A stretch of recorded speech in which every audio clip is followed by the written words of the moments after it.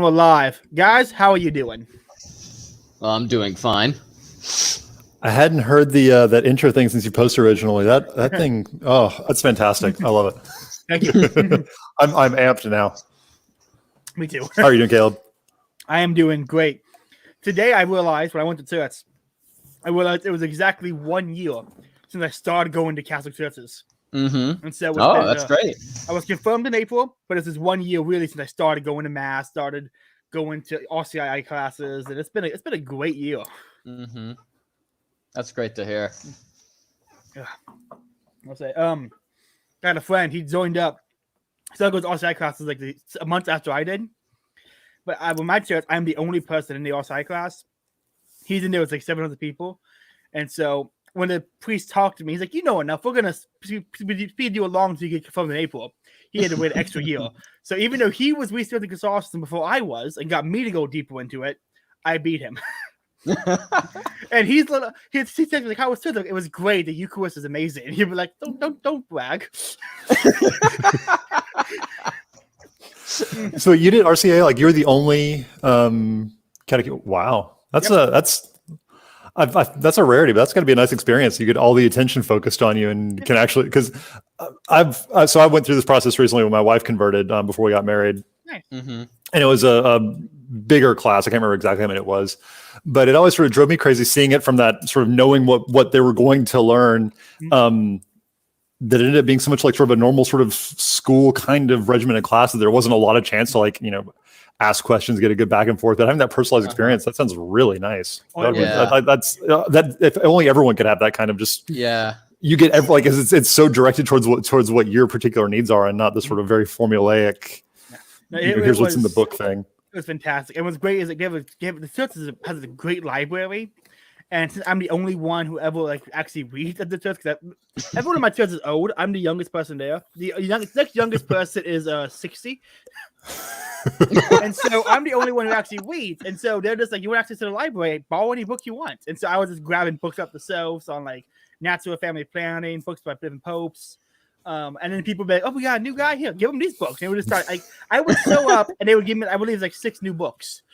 Most of these books on the bookshelf in the Catholic section are all gifts from the people in the church, which has been just a lifesaver. Because I don't know I don't know what I don't know, and they do know what I don't know. And so there's hand me books. And they're like, here's the answer to your questions they're gonna ask next week. I'm like, yes. It's been a lifesaver. So before we get into the topic of beauty, I wanted to bring up a little side point.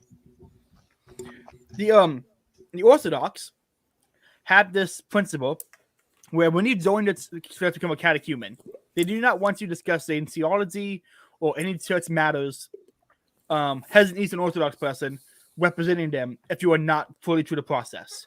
That way you don't get dissuaded before you actually know what you're talking about, and you don't make them look bad by association. When I talk to my Protestant friends about this, they think it's the worst thing ever. Makes you look like a cult. I actually think it's a good thing. No, I kind of agree. Even if purely strategically, I agree. One of, I think, the most famous Nietzsche quotes, and I know that he's not exactly the most liked person here, but one of his best quotes is that more damage has been done to good causes by being ineptly defended than ably attacked. And this is incredibly true.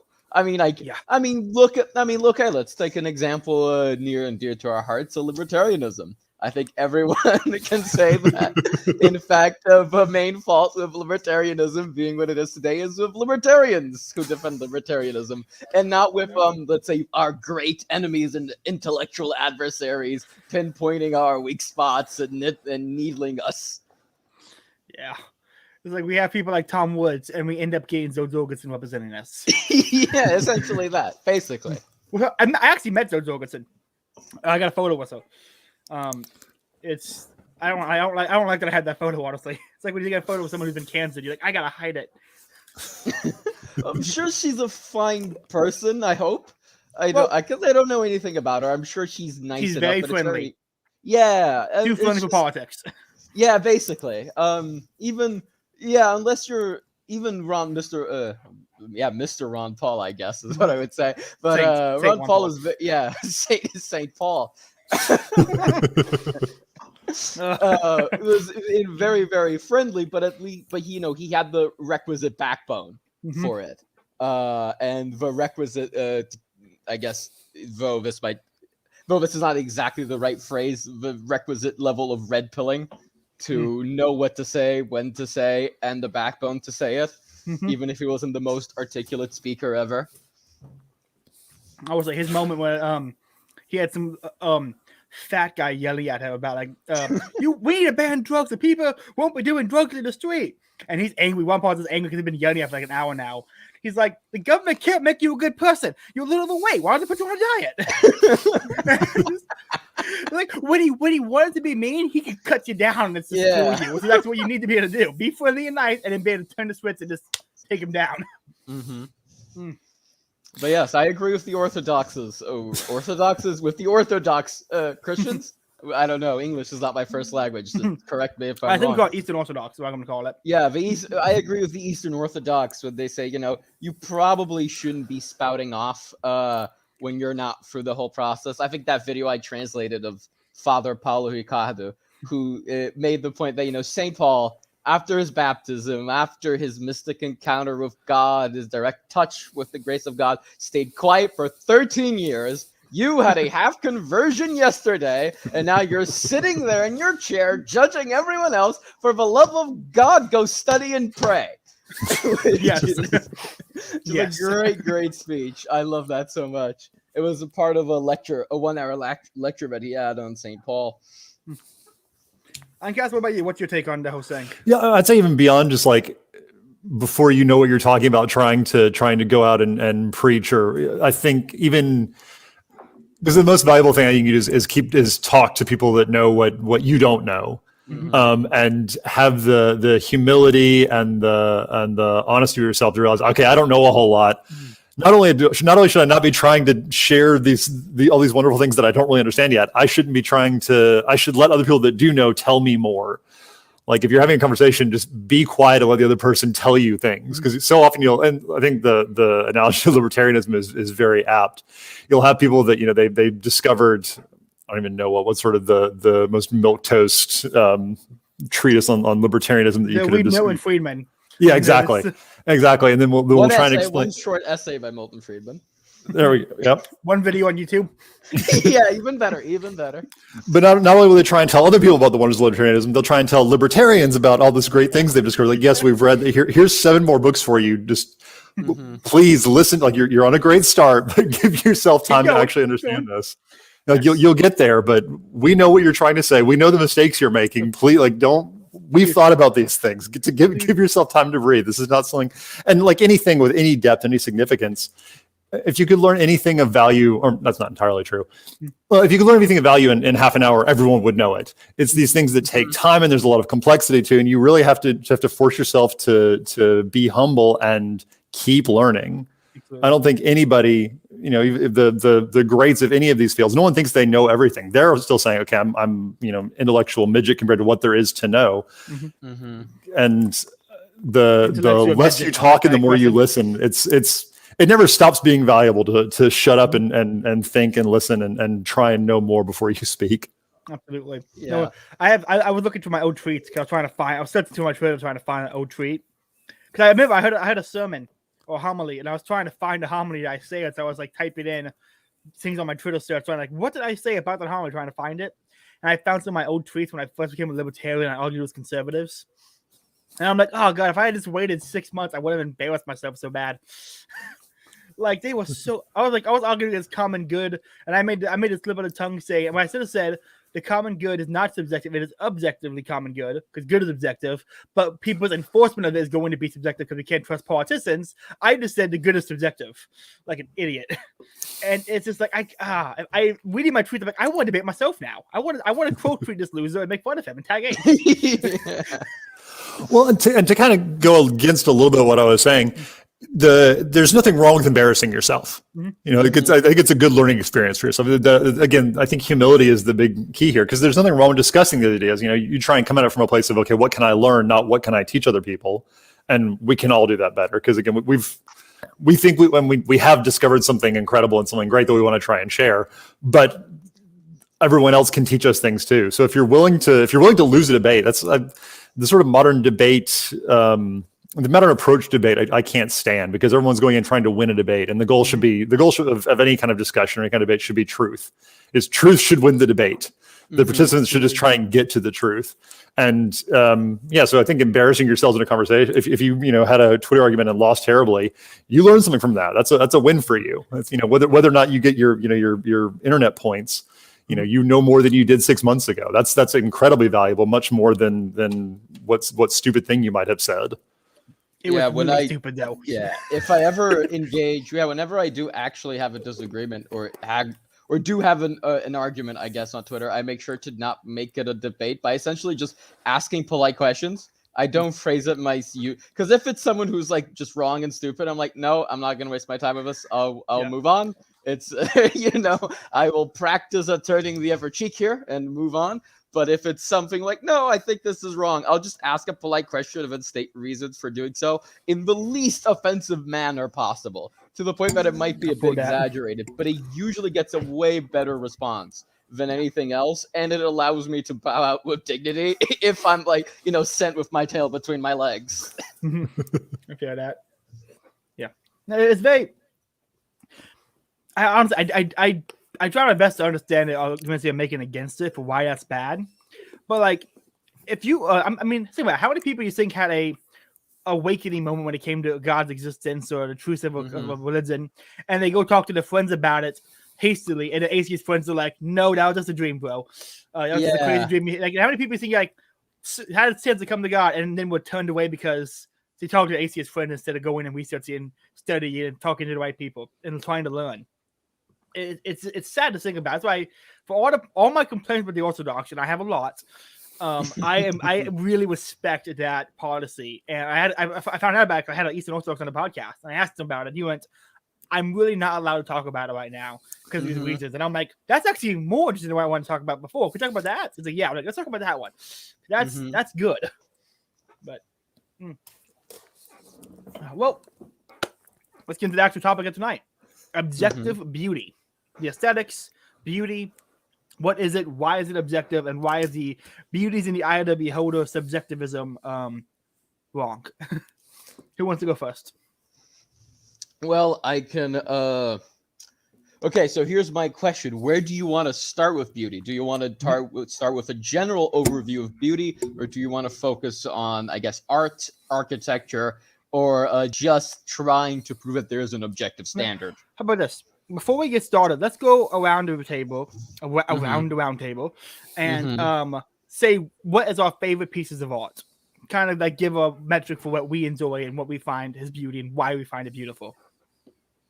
So who wants to go first on describing their pieces of what is something that you saw? And it's like, I have an example. I was listening to the 1812 Orchestra by Tchaikovsky for the first time, and I literally broke down. Like, it was so beautiful to me that when I first heard it, I could not think, I could not rationalize it. I had the same experience when I saw the Northern Lights for the first time in a photo. Just a photo of it. I was just like, oh my God, I can't rationalize why that is beautiful. I'm just experiencing the pure beauty of it. And I have a photo right here for the background. It's just, you can't see it too well because of the people's faces, but it is a beautiful, beautiful thing. That I'm just looking at this. I'm getting teary-eyed. I'm just looking at a little bitty photo of it over here, and it's. I hate the code, but I would love to go and see those. All right.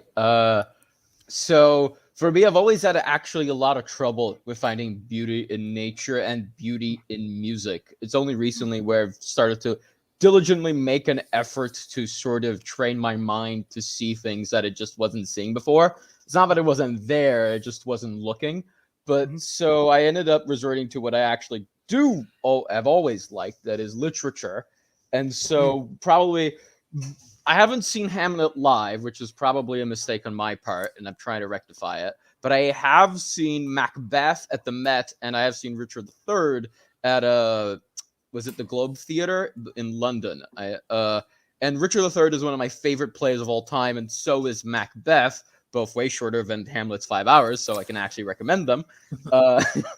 But there's the Macbeth production at the Met was especially interesting to me because it managed to, it's a very good example of a point that Scruton actually brings up, which is that it represents that what the actual actions that it's depicting are sordid and dirty, but through its representation of them, it manages to redeem them in some way and lift them to a higher plane, to give catharsis to them. It's not just, a lot of this happens as well in turn of the century. By that I mean a turn of the 19th century. Writers like Emílio Zola, Esther de Queiroz in Portugal, and Machado de Assis in Brazil, where they're usually depicting not pleasant things done by not pleasant people, but their poetry in language and sometimes even the beauty they describe is even just in a casual way. They describe how a woman is lost to adultery, the metaphor they use of a ship without a captain finding its way down a waterfall, essentially a boat where the occupant is sleeping, is so beautiful. And it's just this criticism of it, where where some of them would deny objective beauty exists, they in fact affirm it by in how they write and how they do things. So my favorites would be, I guess, Shakespeare's plays, and my favorite novel is Dom Casmurro by Machado de Assis, a Brazilian writer. I wasn't knew it that. What does that translate to in English? The title. Dom Casmurro. Don is just like, it reads like Don, as in Don from Don Juan, but it means like Don Obnoxious or something like that, where it's just this very little title that he sort of mentions in the beginning of the book. And I actually don't recommend it to foreigners. There's another book of his that I do recommend because there's less Brazilian things in it, or it's easier to understand, which is an Epitaph of a Small Winner, where it's a memoir. It's from a fictional character, but it's posthumous. It's someone writing it after they died. And the way he begins is hilarious because he says, look, I could tell you the incredible story of how I managed to get this published in the mortal realm, but that's not what I'm here to talk about, so let's move on. And it's this very cynical view of the world, but it's cynical because it's written by essentially this atheist, godless character who has this science, I think, of humanitism, which is sort of his parody of, atheist humanism. And the sort of a social Darwinism, and it's so cynical, but at the same time he's friendly with the reader. Machado himself was sort of this. He didn't really know what he was, but he was a Christian, especially by the end of his life. But he was always Christian. But he didn't know what he was denominationally. He couldn't really identify himself with any denomination in Brazil. But there is this very Christian criticism of it, if you look between the lines. Very cool. I'm Cass, what about you? Yes, I would sort of agree with Bulgakov. I don't know if necessarily. Well, so I'll say I think literature and especially theater is an interesting direction to go. I kind of want to, at some point we should talk about film, because I think that's most people's encounters with art nowadays, and I think there's a lot of interesting things to say there. But yeah, I think a lot of the classical or even Baroque era music, I think a lot of Bach's work, it's as cliche as it is, something like Toccata and Fugue in D minor, is just, especially I've been fortunate a couple of times to be at a mass, and they'll have an organ and a talented organist, and just getting to hear that is just jaw dropping. I was also thinking about things like Handel's Messiah. I think one of the best English language explicitly Christian Catholic works that there is. And then I think so I dabble a little bit in German. I think a lot of Goethe's poetry, especially a lot of his later stuff, or even just Damnation of Faust, is extremely powerful. And like Bulgakov was saying, just the ability to describe things that are transcendent in a way. And just and incredibly, you can't help but be moved by them.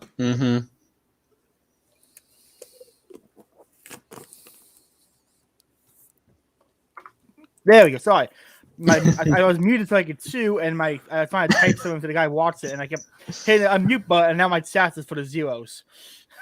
Sorry about that, everyone. I mean, this is a round table. I'm not just hosting. You guys can just, talk amongst yourself and go from there. I don't have to be question asked here. We have to do all the work here. So there was something I wanted to talk about, and I think Bulga mentioned this, is talking about beauty in art, or in just art in general, artificial things, man-created beauty versus beauty in the thing itself. And I think this is I'll sort of get started here because I think it's an interesting place to jump off from. And something I was thinking about prepping for this is that the thing itself is always going to be the most beautiful.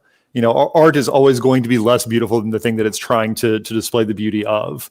And it might be able to connect to it in a very powerful way. But and I can't remember if you made it public or not, Caleb, but I know you shared a really good lecture on sort of the nature of beauty and what beauty is in an objective sense. Yeah. And I think this idea that it reveals the essence of the thing, it's that which connects you to the good in something, and obviously the good of a thing, of whatever it is, a man, a plant, a beautiful landscape, is going to be greater in the thing itself than it is in any human attempt to reproduce it. So I think people sort of get lost in that as they think of beauty first as being the art that we make to try and reflect that beauty. But I mean, the most beautiful things are going to be the things themselves that are able to best show their own beauty. Absolutely. So, I'm gonna get away so I can stop doing so much. I'm hungry. Would you like? Okay, so now that we've all said our favorite pieces of art, I guess, or pieces of beauty, in fact, because I guess we could have said the Grand Canyon or something like that. Do you want to? Okay, so do you want to go over the justification for objective beauty, or do you want to jump right into aesthetics of architecture, aesthetics of painting? Let's talk about it a little bit, because I think it's something that Caleb brought up. This sort of beauty is in the eye of the beholder thing is something that I think is very misunderstood, and I think it's pretty symptomatic of a lot of the confusion that people have about things being in general, is that they don't understand what beauty is, and either because of or therefore, I'm not sure which, if it's a chicken and egg thing, but not understanding beauty and not understanding being are either symptoms of the same illness or the cause of the same thing. So I think let's talk about that a little bit if someone wants to give a brief rundown. Well, I can actually. Okay, you go first, Caleb. Okay, I was gonna say, so my thing when it comes to they don't understand how to put this.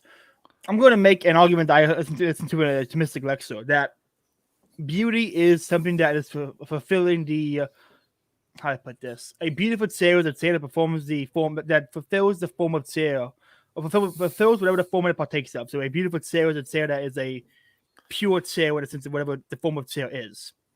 Which sounds like nonsense until you actually try to really pass it everyone. Okay, I know what he's saying now. And so how do I put this? I had a great notebook and I wrote out a bunch of great stuff in it, and I left it at school. And so I'm trying to draw from memory what I wrote down during the lecture I was listening to. I'm sorry, guys. I'm drawing a blank. I had something. I'm doing a super around. I lost it. I lost it. Bulgakov, you take it. I lost it. Okay, so I'm actually going to make an interesting argument from Scruton, where he's especially talking about man-made beauty here, where he makes the claim that objective beauty is not the same as universality, in the sense that objective science is also universal science. It seeks universally valid results. Objective beauty does not. And I'm going to quote here: in the judgment of beauty, the search for objectivity is for valid and heightened forms of human experiences. Forms in which human life can flower according to its inner need and achieve the fruition that we witness in the Sistine Chapel ceiling, in Wagner's Parsifal, or in Shakespeare's Hamlet. Criticism is not aiming to show that you must like Hamlet, for example. It is aiming to expose the vision of human life which the play contains, and the forms of belonging which it endorses, and to persuade you of their value. And just to finish this, it is not claiming that this vision of human life is universally available. So he's responding specifically to claims that there are cultural differences in aesthetic beauty. So let's just compare what would look good in a street in Paris is not what would look good in a street in Tokyo, or in 19th century Tokyo. A difference between that and Paris. these are differently built cities. They have different contexts. So if you're an architect trying to build something to fit in the surroundings, then, well, you're going to build differently in Tokyo and in Paris. But what he's like, okay, sure, but that doesn't mean that there aren't standards that are cross-cultural, that they seek these objective reasons, even if they're not necessarily universally applicable, because these culturally applicable things have something, let's say, tying them together that is cross-cultural. So he goes on later on to say that the objection that aesthetic reasons are purely persuasive, they appeal to subjective experience, that is, simply reiterates the point that aesthetic judgment is rooted in subjective experience, but so is the judgment of color. And is it not an objective fact that red things are red and blue things blue? End quote. I like that a lot. I think it's very well put. And I think it points to, as soon as we start focusing on man-made things and the beauty in man-made art, that you're already dealing with things that have a very different existence than natural, beautiful things. Mm-hmm. Is as soon as you make something, you're making it for a purpose. Like in a sense, those things only exist in your mind. Like Caleb talks about, the chair, like, a beautiful chair being a chair that is the most chair you can be. Chair isn't really something that's out in the world. There's wood that has certain shapes, but chair is in your head. Chair is entirely something that exists in your mind because it's entirely functional. It's that thing you sit in. It could be a piece of wood. It could be a piece of metal. It could be a rock out in a park. Those are all the chairness isn't in the thing itself. It's in your mind. And therefore the beauty, like, since it exists in your head, the beauty has to come from your head in a certain way.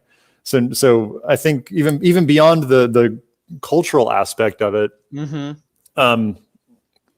getting lost. Yeah. Beyond the cultural aspect of it, there's a not necessarily subjective, but an entirely mental aspect of man-made beauty that you can't sit there and say that what's in that chair, because that chair isn't there. The chair is in your head.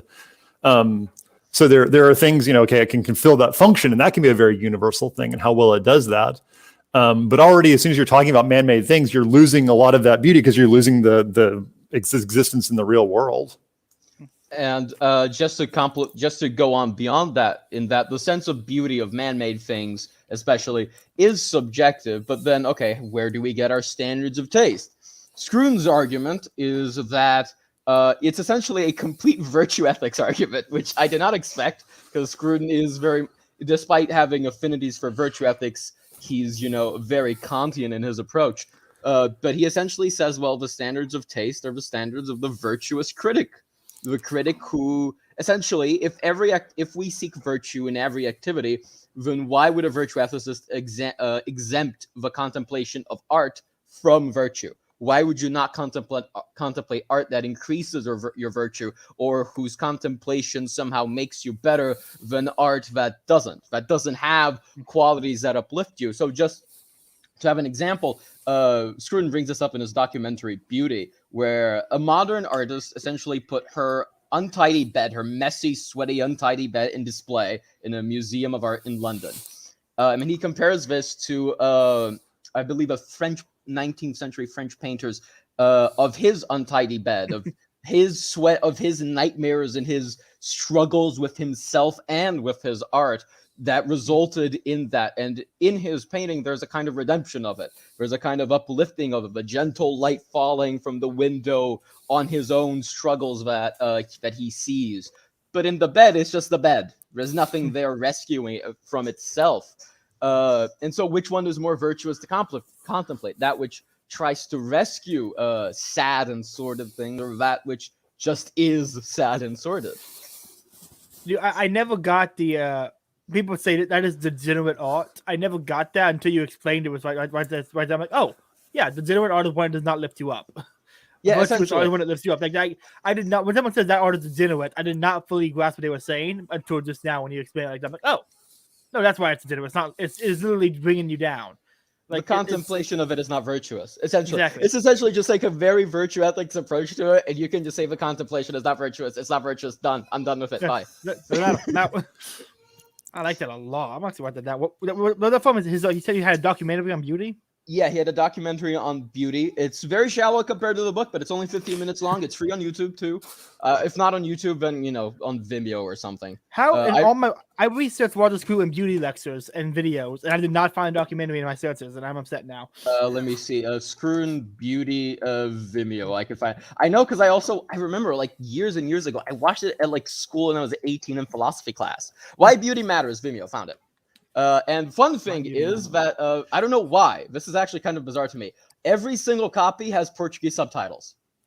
Every single one. So it's Why Beauty Matters, and then between parentheses, Porque a Beleza Importa, which is the Portuguese for Why Beauty Matters, and then dash legendado, which means subtitled. Every single version I can find online, and I must think that it's Portuguese philosophy teachers just showing this to class after class, because that's how I found this. I sent it on the private chat, the Vimeo link. Which I don't know why this is. I don't know why this would, because I don't know. I have no clue. I'm gonna watch that after this because I honestly need to sit down and just read more Screwin. Like I need to sit down and just be reading more and not. Honestly, I was hoping with this new school schedule I'd be able to read more books, but I get home and I can take a 2-hour nap, and so it's like it's the opposite of what I should be doing. You can I think beauty as well. So you like audiobooks, right, Caleb? I love audiobooks. Yeah. I know beauty is an Audible, and so is the I think therefore the I Drink Therefore I Am, his wine one that you were talking about earlier. I think it's either coming to Audible or already is. So be on the lookout. Thank God for Audible. Yeah, I'm listening to Soul of the World. It's great. But yes, where were we? Because I've completely lost track. Yeah. So the elevated bed and the base bed. Yeah, essentially. And I think like it also points to sort of what is the end of art, because you can have what is the end of any artificial thing, but like we talked about the chair, it's something that you sit in. The art is to make you appreciate beauty. The point of the end of art is to connect you with beauty. And it's the beauty of what. And so that's why the ability for the painted bed that has that uplifts and can point to something greater than just the despair of an unmade bed has the capacity to be more beautiful, because it is pointing at something that is more. And so when Caleb's point about degenerate art, if your point is okay, here's my whatever it is, the urinal that was on, I can't remember that was an art exhibit somewhere. I think it was Duchamp. Yeah, it was. Yeah, that's exactly right. It was John. Or a banana on a desk. That was all. Like on a stool. It was a banana on a stool, half. Yeah, Strude talks about Duchamp briefly in beauty as well. And even if they're making some bigger message or whatever, but they can't be more beautiful than the highest thing they're pointing at. And so if the best thing they're sort of doing is social critique or critique of criticism or whatever it is, that kind of gives an upper bound on how beautiful they can be, while something like if you're depicting, we talked about the roof of the Sistine Chapel, the heavenly, the transcendent, those, you can certainly make, bad representations of those ones that aren't particularly beautiful. You can try and draw the crucifixion with a crayon or something like that. But the capacity to be beautiful, these things is infinitely more, because they are pointing at something that is infinitely more than this more degenerate art. Yeah. And, actually, Duchamp, there's an interesting thing about Duchamp. Duchamp's criticism with the toilet was actually he was making fun of other artists who were essentially doing that. And so Scruden actually has an interesting comment where he says, Duchamp made a joke in the 1920s, quite a witty one at the time. By the 1960s, it was entirely played out and cliche. And by the 2000s, it's cynical and horrible, which I just think is very, very true. Yeah. I was reading, Go ahead, Bulgakov. Yeah. Yep. Wait. This is hilarious. We all spoke at the exact same time. Yeah. I was reading today Jacques Maritaud's Art and Scholasticism. And by reading, I mean trying to skim it before the podcast today. Yeah. But he brought up a point about the art. He wrote about the artist in a sense, in a bit, about the artist, and when he creates art, has to, how do you put it? This happens when I don't take notes. Again, I don't understand what he was saying. I never know what he's saying, but what I drew out of it was that when an artist creates something like a painting, he is, in a sense, trying to create something that is uplifting, that has a virtue, And by doing so, he is transcending his own. How do you put it? He's transcending what he is to create something more for others to enjoy as well. And there's something I think interesting about the idea that when you create something that is a high form of art, you are like, for example, when you used to be so doing everything you do as if you're praying.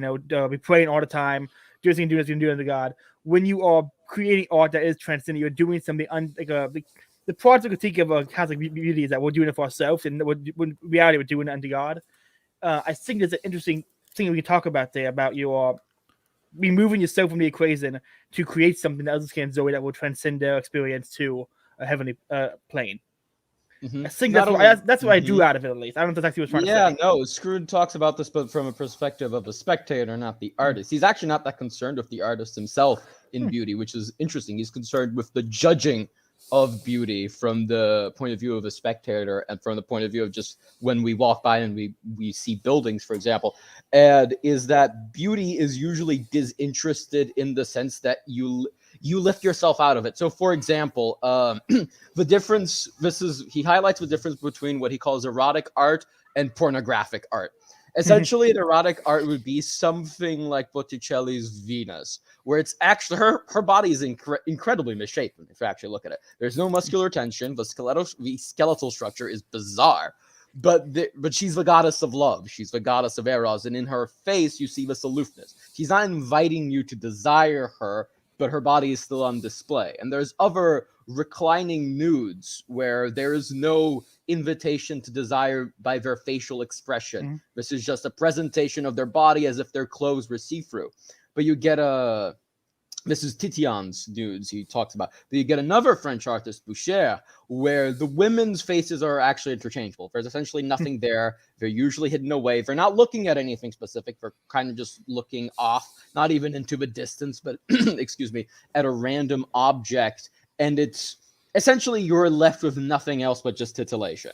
And it's a soft form of pornography, and there's no not desire, I should say, but no invitation to contemplate the beauty itself, to see it as apart from you, not as a means to your gratification, but as an end in itself, to use Kantian language. So, for example, he talked about the film Wild Strawberries by Ingmar Bergman, I believe.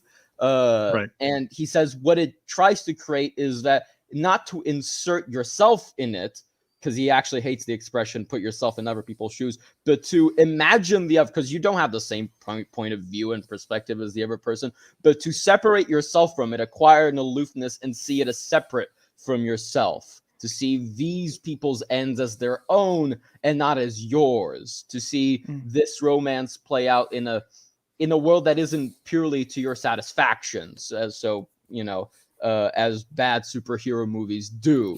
Good superhero movies are actually capable of, I think, doing quite well in this regard, but there's been a lot of bad ones lately. I'll just put it like that. Now you brought that's after this. That's I think after doing an ad, we should move to talking about movies a little bit. I think the modern art is in movies pretty much, and I mean by modern art, I actually mean good modern art, because then things that speak deeper truths that you can actually have virtue is found in movies. I guess anything you want to add before we move to the movie topic? No, to kind of go ahead and start on the movie topic. Is that, or do you have something else you wanted to say on that regard? I was gonna say one thing I want to add is I had an old joke I used to make before I really got into philosophy, was that the reason a beautiful statue is in porn is because it is personifying the form of woman in a way that is beautiful, because it is not. It's beautiful because it personifies the form of woman in the most beautiful sense, which is why big titty goth chicks and hentai is art and not porn. That was my old joke. But I used to troll a lot of Catholics with that, saying, "Listen, you have this statues, I have hentai. It's the same thing." I actually do have something I want to add to this, because he has a very interesting. Because essentially, he borrows a part of sexual desire. He kind of summarizes it in Beauty, his book Sexual Desire, that is, and he summarizes in like 5 pages or so of his book Beauty, when he's talking about erotic art, which is that the true erotic art individualizes the subject that it is portraying. And it's not usually the woman, in the sense that the woman, he's not actually representing the woman whom he painted. He kind of transforms her into something else. So Botticelli's Venus had a model, but he's not actually representing her. He's representing the sort of both pre and post-Christian image, because I don't think the ancients really had this very Marian image of an untainted goddess. Because if you look at the myths of Zeus, especially when he took on the form of a swan or a bull, he wasn't exactly an untainted individual, let's say. So it's both this pre-Christian, because it's using pre-Christian iconography, but a post-Christian Marian treatment of the subject as this untainted beauty. And erotic art individualizes the subject much like sexual desire does. You don't see the person you love sexually as, a merely replaceable woman, if you're a man, or man, if you're a woman. You see them as an end in themselves. Their reasons become your reason. So if they don't like something, that actually becomes a reason for you to not do that thing. Aside from, if they don't like it, then it's hard to get your pleasure or something. It's not just a means to your ends. And so the true erotic art individualizes the subject and makes it their own. It reveals their personality in the shape of their body and how they hold themselves in their face, what they're looking at, instead of something for the spectator to get his rocks off. And that's, I think, what I wanted to say until we can move back to movies now. I enjoyed that. That was great. I love the conversation. That's really interesting. So I'm gonna go on a bit of a tangent here, but on the subject of movies, because there's a couple of I've listened to some pretty good movie criticism, not super recently, but there's been some a lot of long form movie critiques are sort of available now. People spend longer critiquing bad movies than the movies themselves actually take to run. But one of the things you'll often hear, especially with some of the more like sort of I'll just go ahead and say it, Star Wars, Star Wars films. But people will try and explain why these movies are terrible. And one of the things you'll hear is what's the goal, or what's the standard by which you say a movie is good? And there's this sort of, okay, does it give you a big emotional reaction? Does it does it connect with my emotions in some way? So okay, I see big explosions. I think it's cool. I see this person die. I see this person win. It makes me happy. That's what makes it a good movie. And this has sort of just become accepted as like, okay, yeah, I guess this is what makes a movie good or bad, because people don't really have a good answer for it. But what's occurred to me is it's so incredibly backwards, is that if the end of art, or the object of beauty should be the intellect, or beauty acts on the intellect. Yes. So if the film, to be a good film or a good work of art, it needs to engage the intellect in some ways. It needs to point the intellect towards something amazing, and it can use emotion to do that. If you're this is something that I think the Catholic Church understands very well, but you'll see a lot of sort of antagonism to this idea, especially among Stoics and the like. Okay, emotion is somehow is defective in some way. We need to sort of deaden emotions so that we can have our Vulcan pure reason doing things. I'm mixing my Star Wars and my Star Trek deliberately. I'm aware of the difference between the two. But that emotion is a good thing if it's serving the whole, if it's ordered towards your higher good, and if emotion is engaging you in a way that works properly, emotion is great. Anger can be great if it's righteous indignation, if it spurs you to confront injustice, wonderful. But if the emotion is the end in itself, then you are working out of order. You're doing the wrong thing. And in that sense, if all a film is doing, if the highest end of a film is to give you emotional stimulation, in my mind, it's effectively just pornography. It's a different kind of pornography. It's food porn, or it's CGI porn, or actual porn, or whatever it is. But it really is. It's not serving the purpose of art, because all it's doing is trying to stimulate you, word chosen advisedly, emotionally.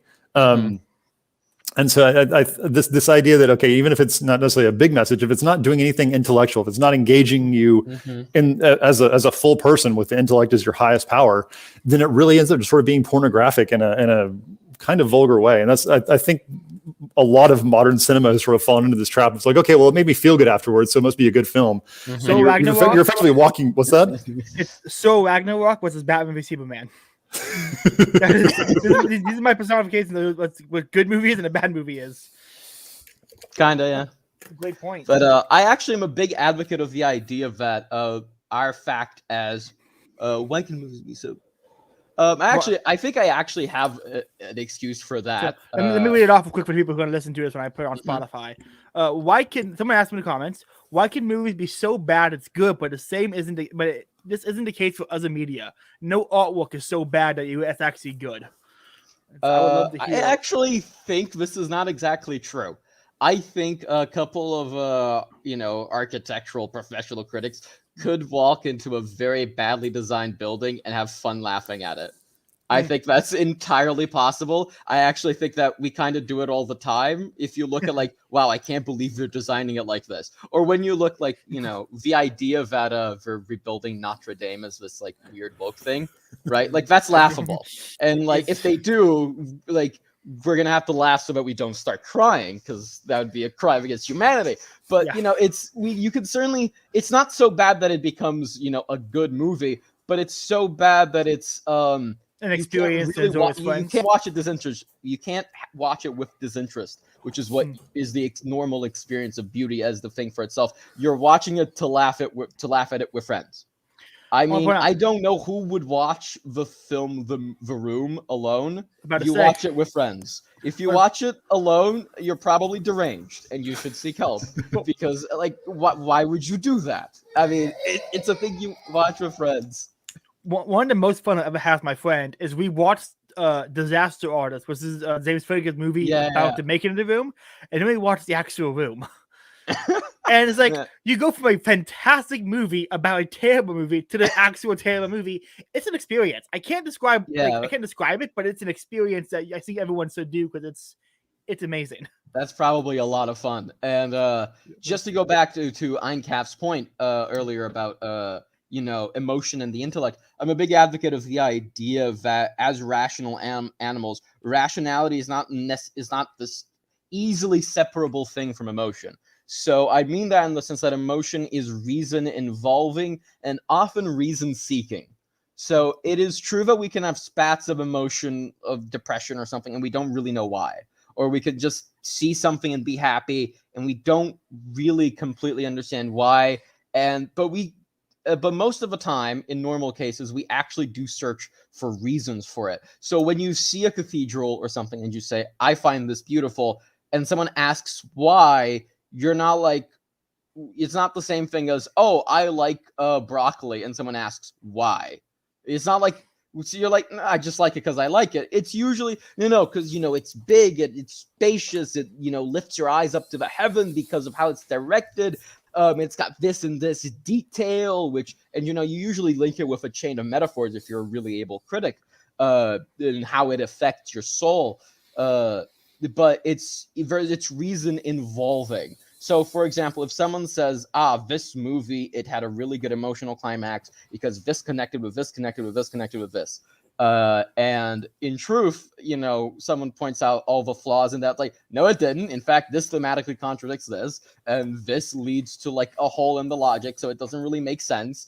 The reasons for your emotion are, your reason involving, and the reasons for your emotion aren't there. It's like, okay, I'm glad that you had a good, uplifting emotional experience, but the contemplation of works of art, which it's an illusion. It's like walking into a mud hut and thinking it looks like the Sistine Chapel. It's like it's great that you had the emotional experience of watching the Sistine Chapel, but it's a mud hut. Please, it's not the Sistine Chapel. So you can point it out to him. You can reason with him, with them, I guess, and to get to this point where you say, no, these are the reasons why, and it's more virtuous if our reasons are solid. We're not this phantom or illusion. It's not this. It's a very utilitarian mindset that what matters is the pleasure we receive from it, not the reasons for the pleasure as well. I'm not a big fan of it, and I think it's inherent in liking virtue ethics that you're not a big fan of this utilitarian mindset. I think it's really, really well said. And in the same sort of vein, like you said, again, because you'll see this a lot as people say, okay, I like this art piece, I don't like this art piece, and they won't really be able to say why. But it's not irrational. It's not like, okay, it's not just, lizard brain like color. There's sorry, one sec. It's all good, man. Okay. There's I've got some new kids that are not sleeping great, so my apologies if that's coming through. No problem. All good. But there's rationality behind it that you maybe had, that a lot of people either haven't analyzed very well or haven't analyzed very completely or aren't capable of doing that well. That upon a lot of serious reflection, a lot of serious thought, they probably could articulate in some way. But that's very difficult to do, and that's the wonder of beautiful things, is it puts you in touch. Okay, that something in my brain, something in my intellect is saying this is good. And I don't know what it is, but I'm drawn to it in a way that should invite. And again, if you're ordered properly, if you're working the way you should, it should invite you to think more deeply about, okay, what is it that's beautiful about this? What is this telling me about being in some way? So I agree completely that it's intimately tied. Your emotion is intimately tied to your reason in ways that we usually don't appreciate. So one thing I'm going to bring up is two of my favorite movies are Batman v Superman, Extended Edition. Okay. Despite all the flaws the movie has, I can't not enjoy it. For one, what I get out of most is that there's so many things to find in the movie to think about later. I can watch the movie and spend hours just thinking about the scenes, despite what maybe logical contradiction there might not be in the film. Because there are some in a regular version, but the extended cut kind of fixes those problems. My other favorite movie is Muppets Take Manhattan, the musical. I haven't watched the extended cut of BVS, and neither have I watched the Muppet musical. So I'm gonna be honest, I have no clue. So I think the best type of movies are actually musicals. My argument for that is, not only is it a thematic theme you're going to get from the movie, not only can I give you something to think about and talk about, have the intellect side to it, it's also having a musical side to it and the beautiful dance numbers that can be done. Like you watch, I'll go to a recent movie. Watch The Greatest Showman. You cannot not be amazed at the dancing. You know, it's incredible. I've watched a few of the music scenes on YouTube. I haven't watched the whole movie proper though. It's a great movie. It triggers everything. It has questions. It offers some intellectual questions to ask. Like, okay, is he taking advantage of these people, or is he actually helping them out? It hits everything we've been talking about. It hits every single one of those metrics. Emotional response, yes. Intellect, yes. Musical, yes. It hits multiple. Musicals are capable of hitting. Musicals are capable of hitting multi-tiers of what you find beautiful in art. Which is why I think musicals were the peak of Hollywood, is when it actually was combining. Like you ever watch the Disney movie Fantasia? Anybody here watch that? Yeah, really long time ago, but yes. Beautiful movie. It's music and it's wonderfully drawn art and a cartoon, and they let the music inspire the artwork. Just watch that and kind of think about how people would just listen to music and go, "I'm imagining mushrooms," and then they would draw that.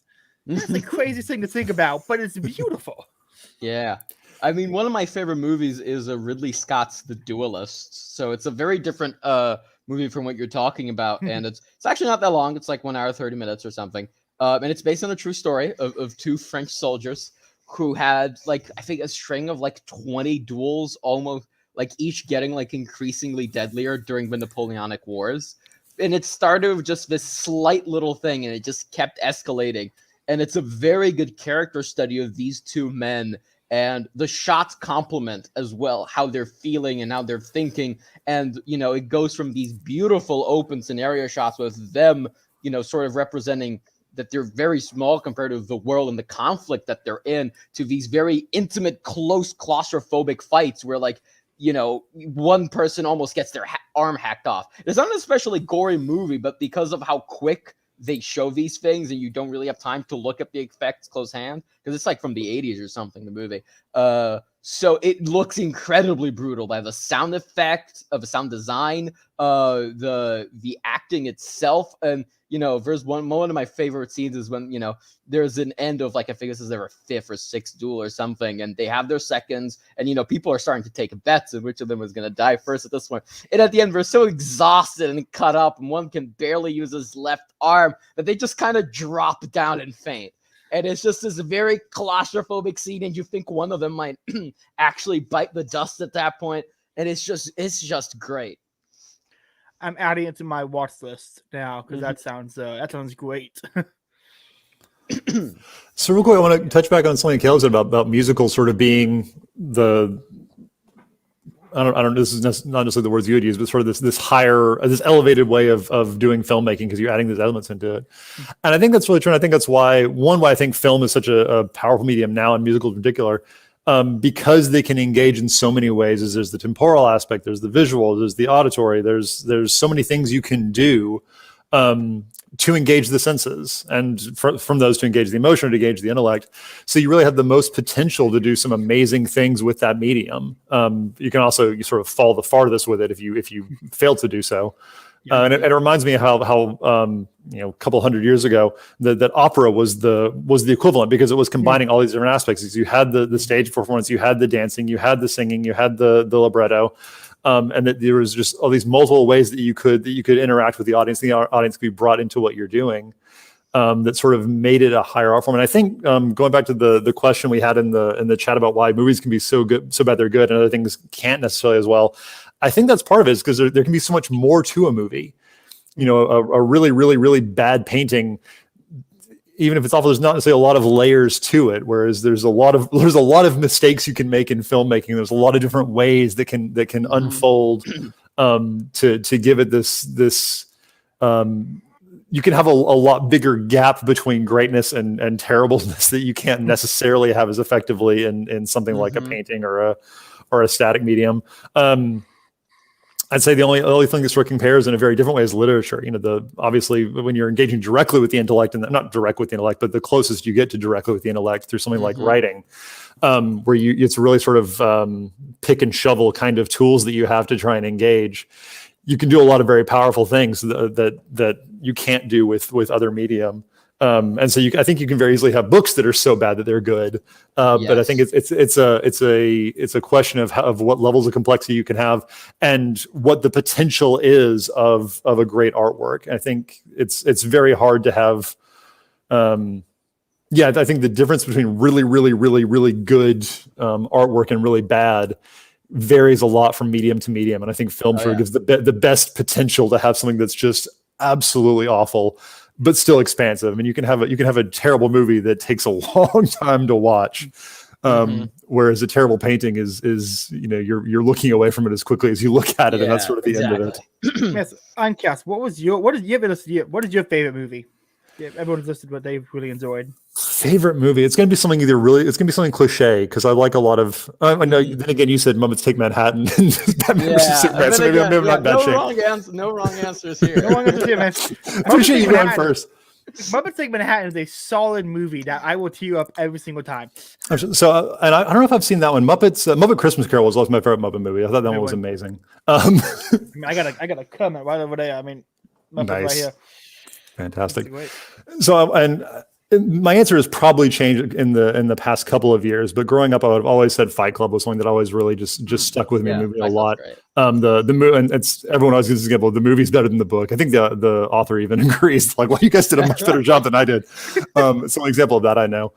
But again, something that is just incredibly well made and does point and has a lot of very, very visceral aspects and a lot of very emotional resonance, but it's not high art by any stretch. It's not pointing to any kind of really transcendent message, but I think it's sort of the best you're going to get out of mainstream filmmaking for the most part, in terms of trying to engage the intellect in interesting ways.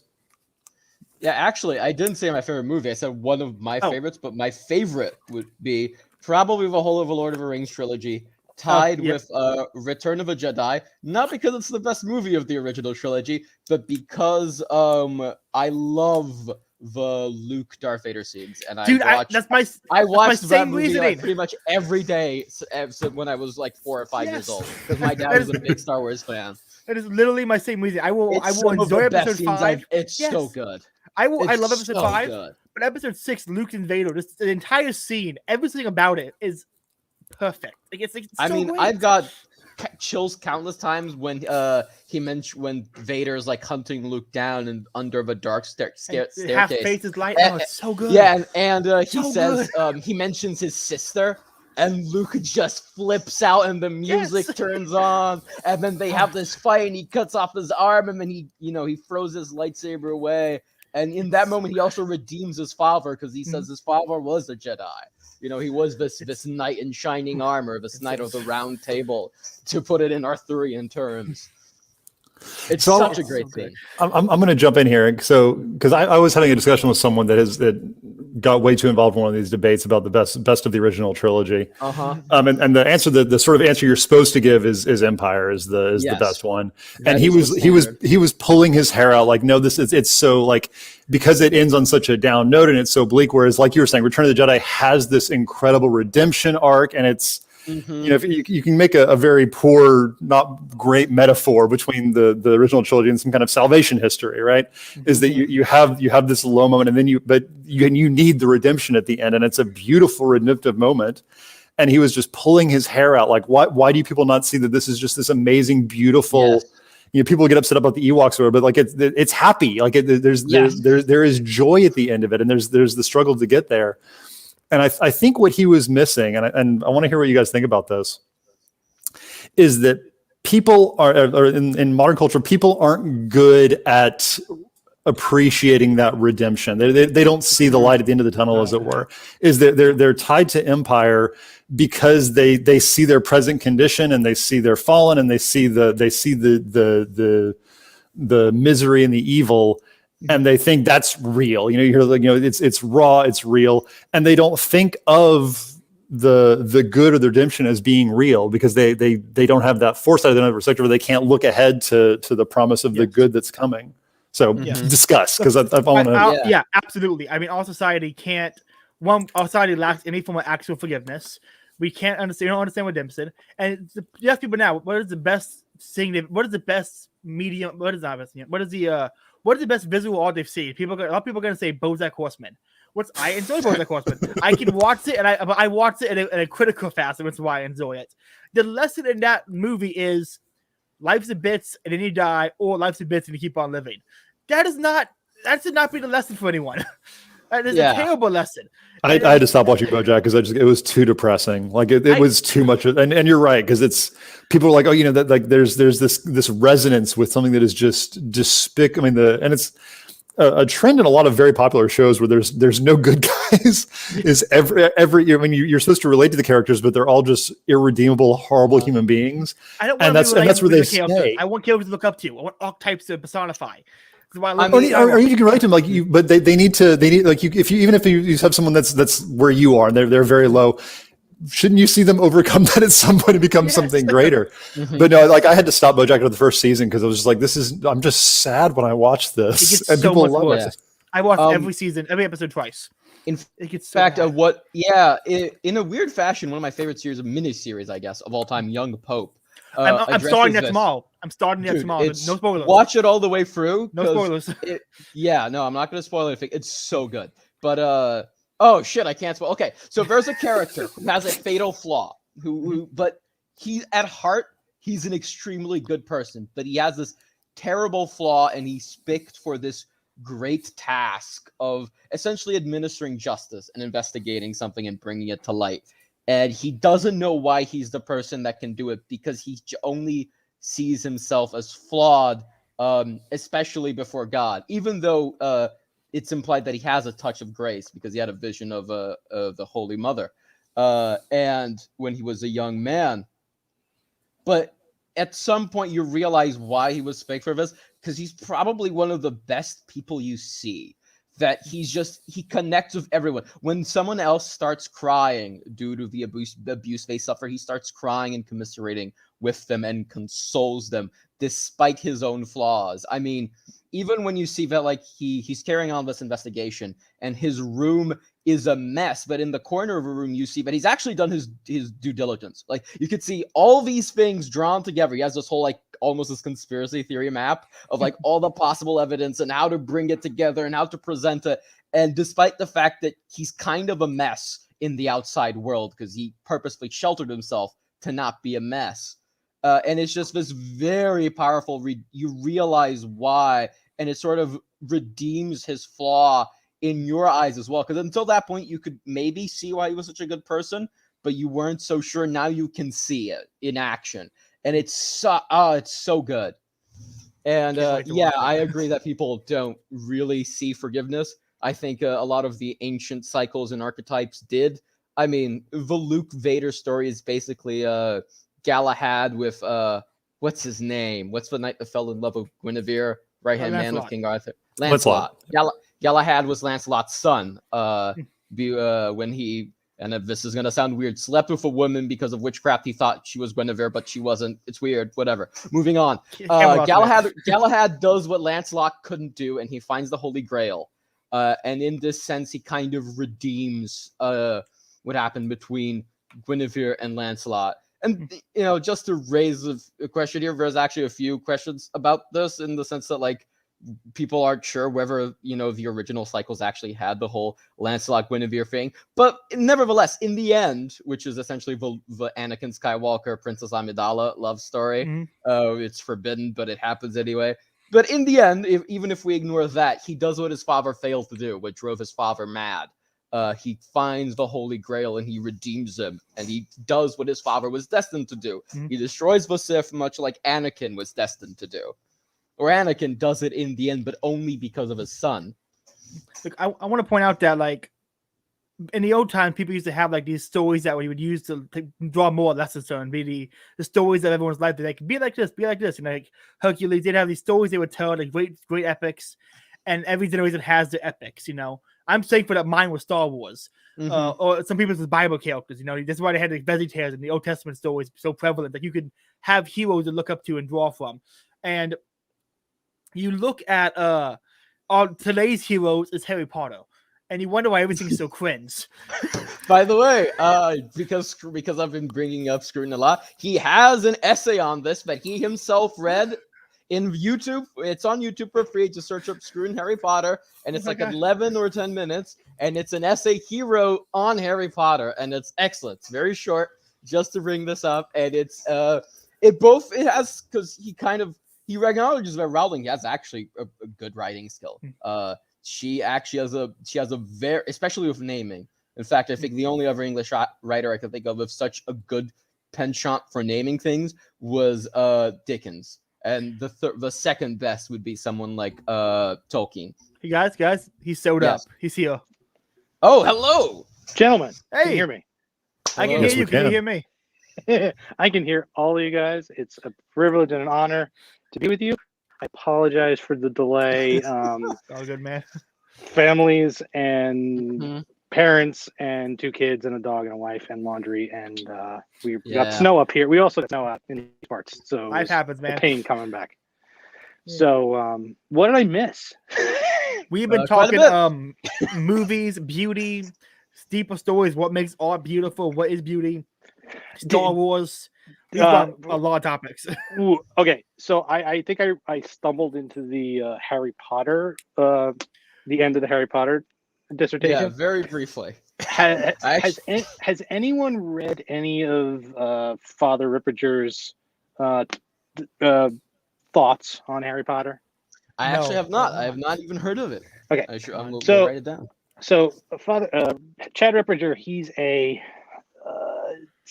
he was with FSSP, the Fraternity of St. Peter, and excuse me, I'm trying to plug in my finger. And he's an exorcist. He's one of the most prolific exorcists. He's the exorcist for some county in Colorado, some diocese in Colorado. And so he gets around. And the position that he's taken based on his work is that, you probably don't want to get too deep into Harry Potter, because apparently from his work and from the work of some of his associates is that a significant amount of the names, and you were talking about how Rowling uses names and describes things and such, a lot of them apparently are demon names, or they're apparently somehow connected to the black arts, or like legitimate black arts. So I mean, just a thought. That's what I've heard that's what I've come across in my travels. But apparently Trent Horn, my favorite Catholic apologist, did an episode on his podcast with it says Counselor Trent 202 Father Weapons of Harry Potter Healthy Skepticism. He did an episode on this. I'm gonna copy and paste the link and drop it in the chat for the group chat. Also, in the private chat, I've also put on a link to Scruton's talk on Harry Potter. It's only 10 minutes long. It's not really a talk. It's more of an essay he wrote and then did an audiobook for it. I have no idea if it's from a whole audiobook or if he just did this thing. I'm trying to find it, but I've never been able to. Yeah. I'm copying these links. The Catholic argument against it after people have read it is that there's a lot of nebulous moral ideas in it. The idea is that, outcomes are independent of, what you put into them, or,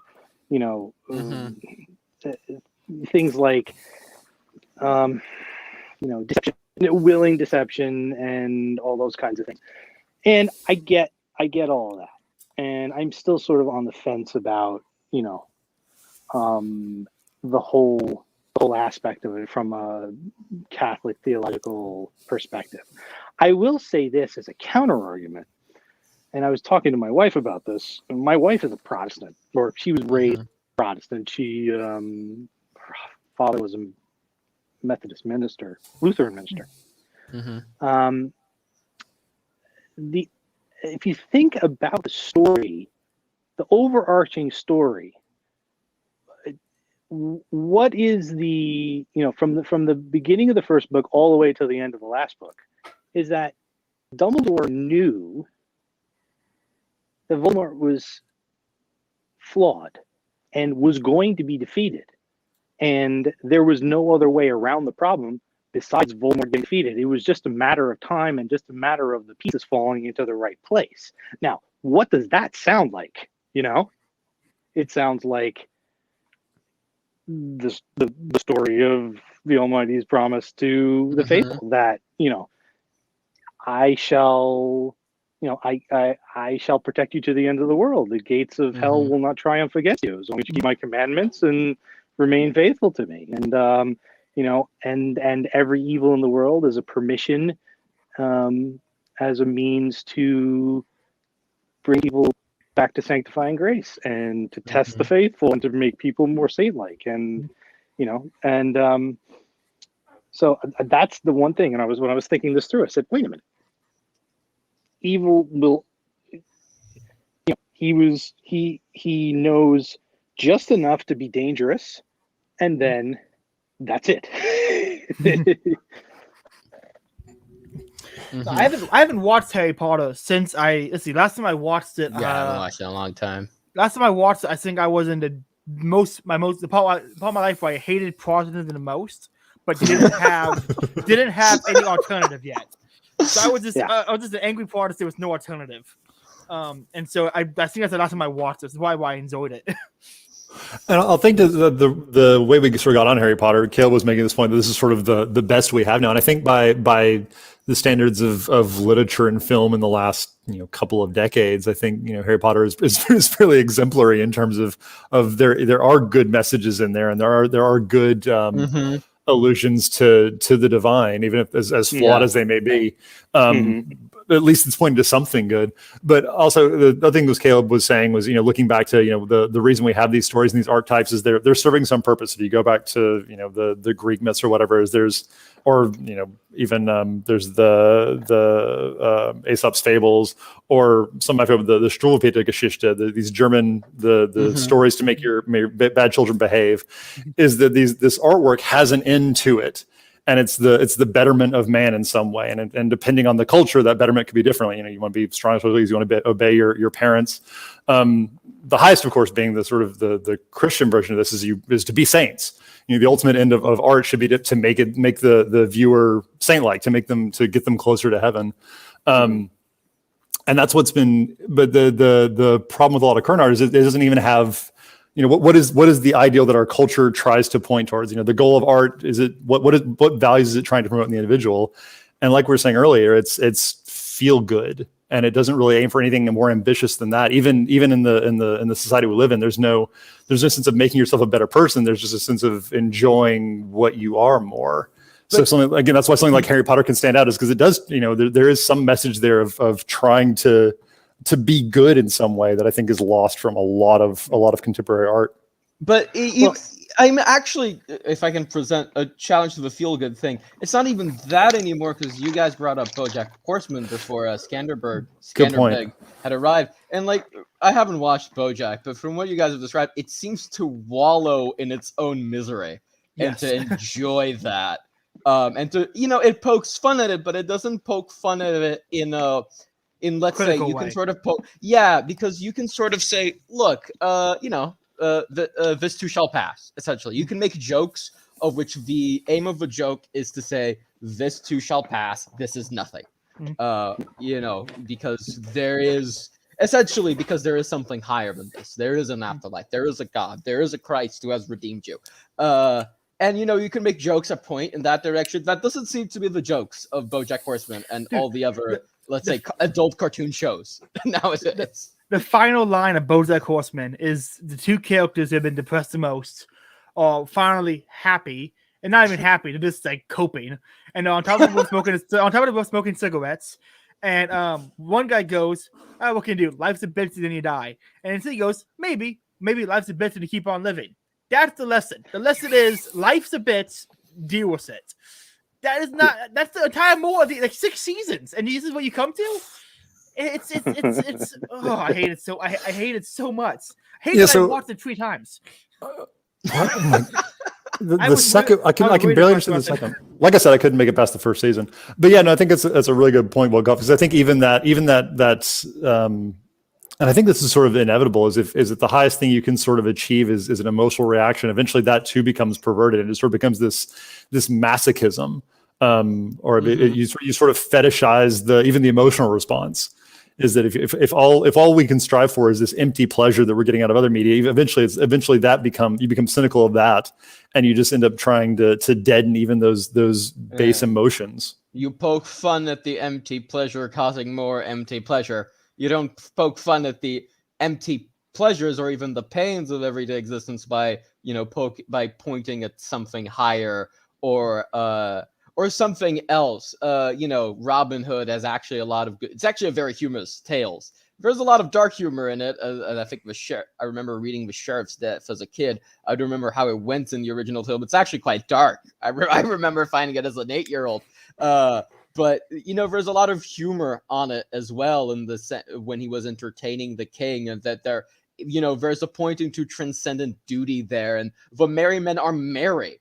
They're happy despite the fact that, they probably live in miserable conditions or relatively miserable, and their life isn't easy. They're merry and they're trying to do good by others despite all that. And, there's a sort of upliftingness to it. It contemplates an exercise of virtue, and it tries to make you more virtuous by pointing at these things higher than you. I'm not sure it consciously tries to make you more virtuous, but it ends up doing so. Well, I think if you go ahead, Caleb. There's a lot of movies now that you can draw great lessons from that there was never the intention of the creator. Yes, which is it's weird. Like you watch, what was it? I remember someone was talking about the movie Gone Girl. It's Ben Affleck, and everyone's like, the lesson they intended for was how terrible marriage is. The essence people took away from it was, no, you should love your wife so much that these are the things you accept that you are together forever kind of thing. Mm-hmm. And it's like the lessons you can draw away from modern media. It's like, I don't know how to explain it, because these movies are what they're intended for are so terrible, but what you get out of it is so good. I don't know why it's like that. It's why it's happening, but I'm glad that it is. I mean, I don't remember. I don't know if it's a comic book artist or something else whose politics and view in the world I remember I heavily disagree with. It might be Alan Moore. Probably Alan Moore. He believes in people. For the worst that he's capable of, he's kind of this when he's not being on propaganda mode like he is in Miracle Men. He kind of can't help but make something good. Yeah. Like Rorschach dies for ultimate values. Yes. In a very powerful scene. And he says, no, there is good and evil, and I will die for it. And he says, do it. I don't care. Yeah. I'm not going to compromise. There is no compromise with evil. And this, even if he intended that to be not the crazy good guy, dying. He can't help himself. He can't help the artist in himself making it good art. And good art tends to point to something higher, or tends to make you virtuous by contemplating higher things. Well, speaking of Alan Moore and then Watchmen, obviously, in this conversation, I am drawn to everybody's favorite divisive director, Zack Snyder. Mm-hmm. And my favorite movie is Batman v Superman. Hey, Man of Steel is an incredibly underrated and much maligned movie. I can't remember how many times I've watched that movie. And not for the fact that, Henry Cavill is superlative, but he's just, he's right at that point where he's just gonna blow up. Like he's just right there. Watch him in The Witcher, and it's like he's the best part of it too. Yeah, and Witcher's got so many problems because the showrunner and the producer is a nut job. But poor Henry. Poor Henry. God bless him. I was going to just be Bond. They keep floating him. And you know what? The Man from U.N.C.L.E. was a pretty fun movie. It was a great movie. Yes, it was very underrated. Very funny, actually. It's almost a joke per minute too. Very good. It was a satire unintentionally. Yes, because like Man from U.N.C.L.E. originally was kind of comedic-ish, and then they played the movie straight, and then it was you know how Weird Al used to do style parodies. It was almost that. Yeah. But going back to Zack Snyder, he makes those kinds of statements. I think he does them intentionally, but I think everybody doesn't see them that way. 300 was back on Netflix, and I had to watch it. Great and movie. And it's just like the cinematography. The people that malign the cinematography, that it was, he used the graphic novel as the guide for his style. Yeah, exactly. It's a powerful flick, and whatever you want to say about the Spartans or the Spartan Society and all that kind of stuff, it was just a powerful movie. And again, it's one of those things where he's making the statement that these are our principles, these are our values. We are going to defend our sacred lives and sacred honor against the invading hordes.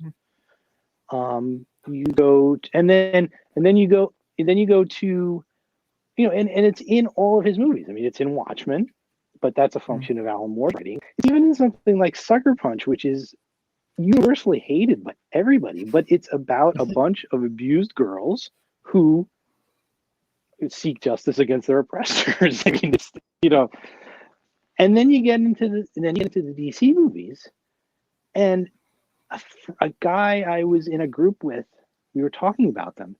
He goes, "You know what Zack Snyder does or did with those movies? He pit the Bible against Ayn Rand just to see who would win." And I argued that the Bible won because, I mean, the biggest takeaway, like everybody, the biggest takeaway for me in that movie, I want to know if any of you guys caught this, was Batman as St. Paul. Huh. Think about that. Here you have the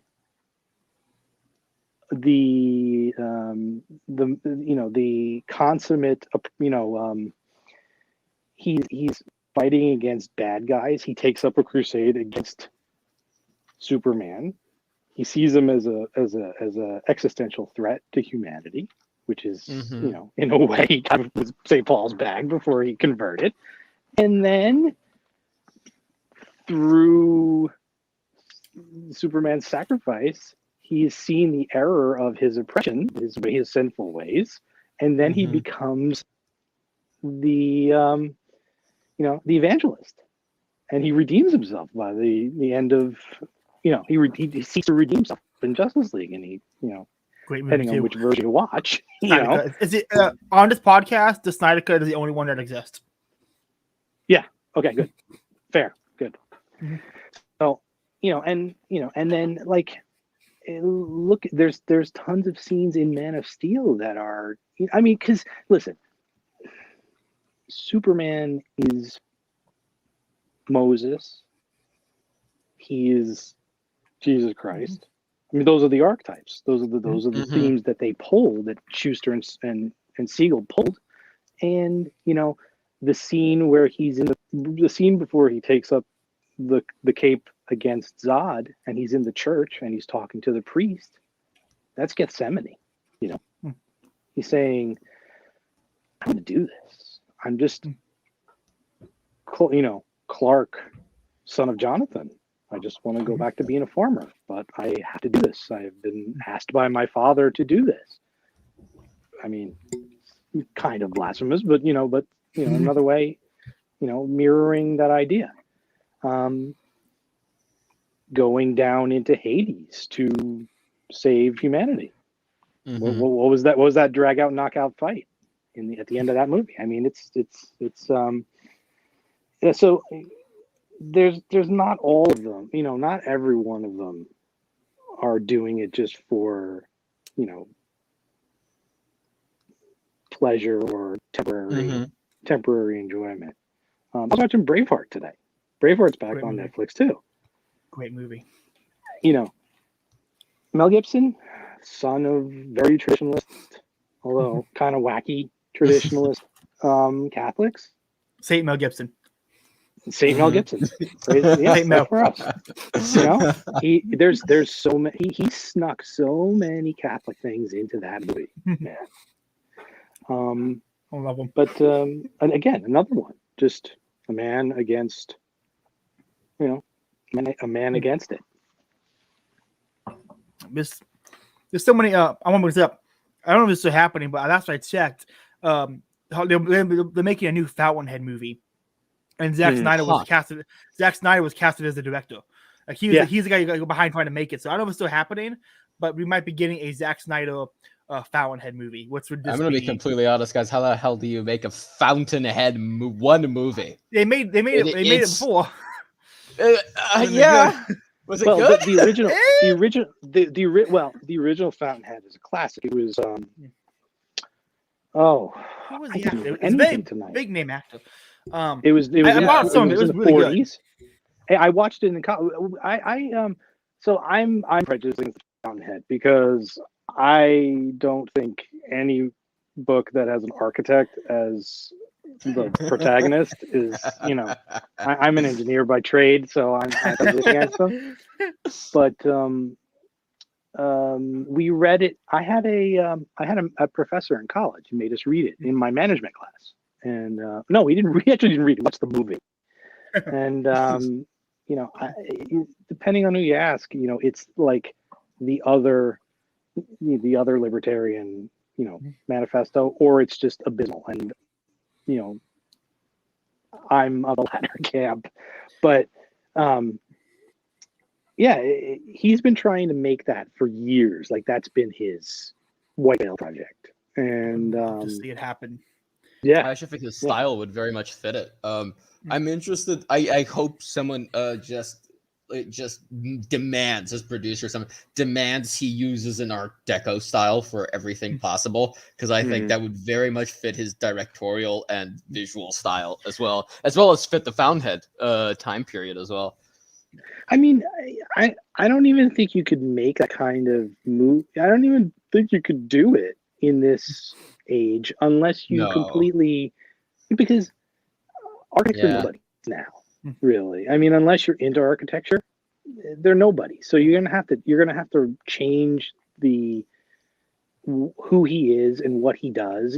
What are they gonna do? Make him a tech guru or a tech genius? Oh or something? God, please no. I don't know, they could maybe adapt it in a little bit where it's like no one can do architects all the buildings look the same now, and so they could just like amplify what the story was in a sense. Maybe. Yeah, I think it could be if it's done well, it'll be amazing. But it requires so many small things he's gonna have to do perfectly that I don't know if it's how doable. Also, I think if he does make it, he's already hated by so many people. This was being the final nail in the coffin. He's gonna make an Ayn Rand movie. Yeah, it'd be over for him. His career would be almost completely done. Well, there's some good news. I think he's getting his vindication because I think Joss Whedon just being. Oh, I hate that guy. Just a schmuck. Yeah. And recently, sexist, racist schmuck. I've been having a lot of fun reading his comments because they're just hilarious. I mean, he's completely tone deaf. Totally tone deaf. Calcutta misunderstood me because English is not her native language. Oh my God! you know, either he's the most base director in Hollywood, or he's just a buffoon, you know? No, he can't. If he was honest and like this from day one, he would have been the most awesome director in Hollywood. But he's been with like people like Anita Sarkeesian and like, you know, right. loves them. Yeah. So like, yeah, no, to the trash pile you go. Like, I loved Firefly. I thought it was amazing. No, Firefly but that's like the only thing I think he's done that I was like blown away with. Again, like Firefly is also part of it is, you know, really good because it has like the whole, because Josh Whedon actually does write funny dialogue, but also the guy who really was kind of the head writer, I believe, is also like, and he's such an extreme libertarian that he had also written a screenplay for The Moon is a Harsh Mistress. So it had this push and pull between these two, like the two creative guys in it. I guess a bit. How's it going? I'm surviving. So I mean, go ahead. So I mean, you know, I you know, he Snyder, I think he got out of his whatever deal he had or with Warner Brothers. He built a big like office production, you know, studio in his house. Like I was following it on when he was building it on not on Instagram, it was Vero. I think that's the platform. I only have the app to see him. Yeah, exactly. And you know, he pulled himself out of like, listen, Warner Brothers, besides Harry Potter, they had nothing. And they had people that were they've had people that are hostile to the DC content for something like 15 years. Like, if any of you guys watch Smallville, I have a box set on DVD. Oh yeah, it had such great potential. The first couple of seasons were just really, really good. And then what happened was the best Lex Luthor. Yeah. They did the merger with Columbia, so they became the CW, and then they brought in these whole bunch of new, you know, executives, and they had the executive in charge was outwardly hostile to the show, and they had to kind of shoehorn it into this sort of teen drama format, which was kind of baked into the show to begin with. But I mean, and there were rumblings that there was interference. Well, no, there wasn't rumblings, but like even on Man of Steel, the story was that Christopher Nolan ran interference against Warner Brothers on behalf of Zack Snyder. He said, "Listen, I just made you several $1 billion with Batman. This guy has my blessings. I'm an executive producer on this flick. I came up with part of the story. You guys are going to leave him alone." And then he backed away, and then they were able to, like, the whole plot of Batman versus Superman was supposedly sort of in a way catering to the studio, because like introduce, you know, because originally the whole thing was supposed to be like 7 or 9 movies, and you know, Superman was not supposed to die until much later. There's supposed to be 2 or 3 Justice League movies and all this kind of stuff. And then I think, you know, Warner Brothers started sticking their snout in, and then when that movie didn't do as well as they hoped it did, instead of saying, well, maybe we should have, you know, trusted the material a little bit more, they doubled down and brought the foot down and, you know, all that kind of stuff. But that's way far afield of the topic for tonight. But the way we have gone very deep into Zack Snyder lore. Well, because he's honestly one of the best directors alive right now, I would say. Like, he's in my top 3. And I will say, he's gone through some personal tragedy that anyone listening, we all probably know what it is. And the way the studio fucked him over after that, his daughter committed suicide, it's completely unforgivable. And I'm just thinking, once Joss Whedon started up, what Joss Whedon's done to oh my god, Wade Pfister's career. Wade Pfister was Cyborg, killed it in the Snyder Cut. You compare it to the Justice League version, he's not even in the movie. He's not even in the movie. It's like, this guy was a Broadway actor, his first major motion picture, kills it, and decides, even though he could play the game and like grow his career, he sticks by Snyder and is blacklisted now. Doesn't do anything, but is sticking by Snyder because he respects Snyder. Like, the story behind Snyder Cut is so interesting. In 20 years, when we get a documentary about it all, it's going to be amazing. Yeah. Do you guys want to discuss actually architecture? Because we haven't touched that much, have we? Let's do, man. Let's keep going. I'm down. All right. Actually, so if you gotta dip out to take care of a kid and go yeah. to bed, I don't blame you, man. You have 2 kids. One was a newborn. I assume you've been nodding off the entire time. I've been jumping in and out. I'm trying to stay present, but if you don't hear from me, we're probably still alive. So okay, sounds good. I'll jump in when I can, but I'll let you know if I have to take off. Yeah, so I'll just, because I kind of had a homework for today's roundtable, which was Roger Scruton's beauty.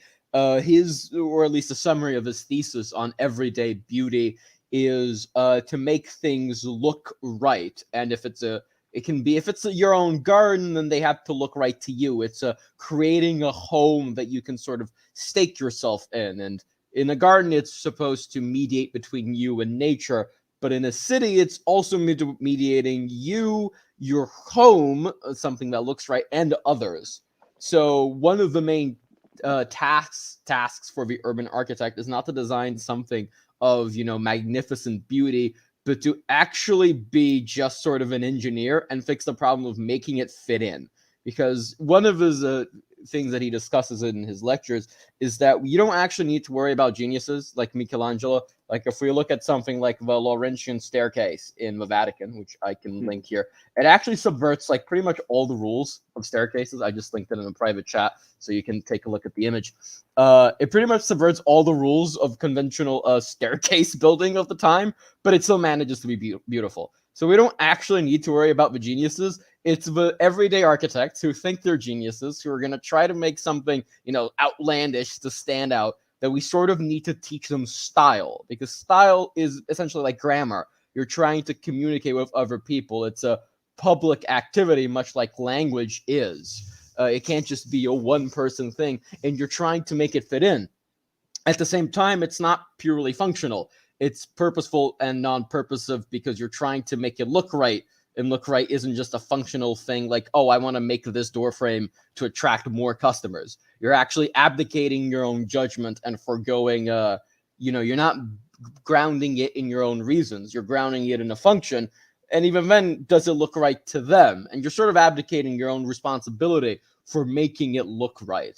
That's a very brief summary and a very convoluted summary too of his thesis on everyday beauty. You all can comment on that or go on a tangent or do whatever you guys want. So I have a little bit of experience in this area because I actually was in architecture school for 2 years. Mm-hmm. So I was in that world, and I still work in the business. I don't do design work anymore, but I work in buildings. And I can tell you that, as with everything in the 20th century, there was a definite shift from that sort of problem-solving approach to the almost all style over substance, or style over form. And, that's one of the many reasons why I got out of it. It was that, I had a classmate who was very conservative, and he stuck through it, and he went through the 5 years, and he got his degree, and he practiced. I don't know where he is now, but he got a lot of flack because he was a classicist. He liked neoclassical styles and forms, and he tried to do that, and he was really good at it. And I had another classmate, speaking of solving problems. So we had a design project where we had to come up with, the theme was we had to do a new Levittown. So we had to come up with a new kind of model, repeatable, easily buildable house, residential architecture. So a classmate, a friend of mine, acquaintance of mine really, he came up with a new kind of modular system. Modular system, but it was different than normal modular. If you know modular construction in the United States, it's basically a bunch of shoeboxes that they kind of plug together into different forms in order to, create living spaces. He came up with several different kinds of geometric and functional shapes that you could plug together in different ways, in architecturally interesting ways, and to solve a number of kind of residential or space planning problems. And the studio professors and the people on the jury hated it. He built beautiful models. It worked, put them together, made out of paper. You could sort of fit them into each other, explain it. He was like on the eve of when the project was due and he had to do presentation, and they scrapped him and he had to go back and start over again. And I was looking at it, I'm like, this does exactly what you guys have prescribed in design charrette, and you don't want it because modular homes are white trash. And basically what you built here, which is but the irony is that no more than a decade, maybe 15 years later, what's the big hot thing in architecture is building with shipping containers.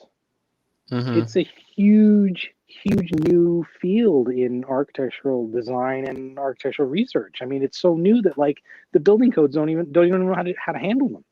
You can't get permits to build with them.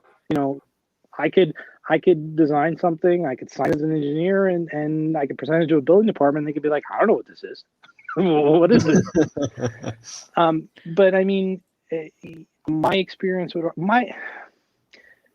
in like everything, Pareto's rule kind of governs. 80% is everybody and 20% are the exceptional people, and then you could start whittling it out from there, and it repeats ad infinitum.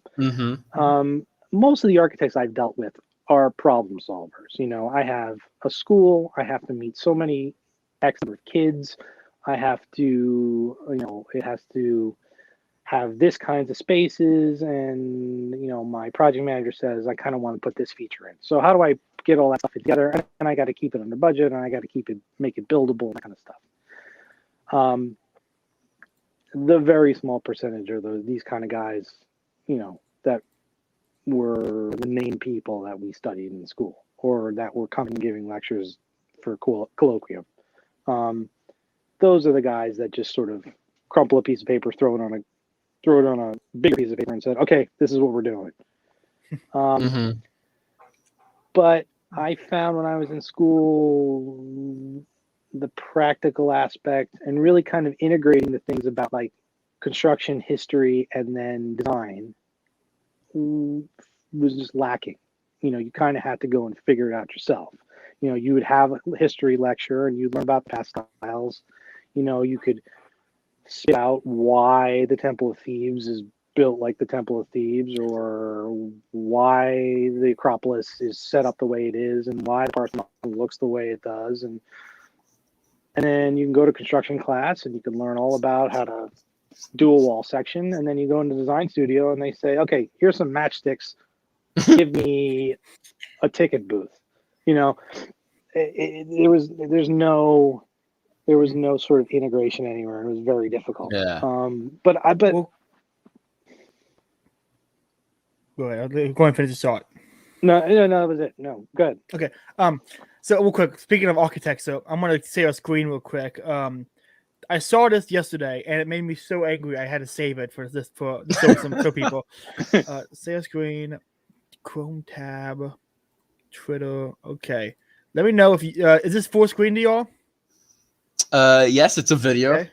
Can you hear it? Did you hear that? I can. I think I can. This is a TikTok on Gothic architecture. I'll mute myself. Medieval architects build these incredible Gothic churches. Like how would you calculate like the weight and the stress and where the center of gravity should be and stuff? Oh, we didn't do any math for them. We just built them as high as we possibly could. And then when they collapsed and killed a bunch of people, we're like, that's too high. This is how all modern generation views Gothic architecture. And they just look at it and they assume there's no way they could do math for that. They didn't have calculators.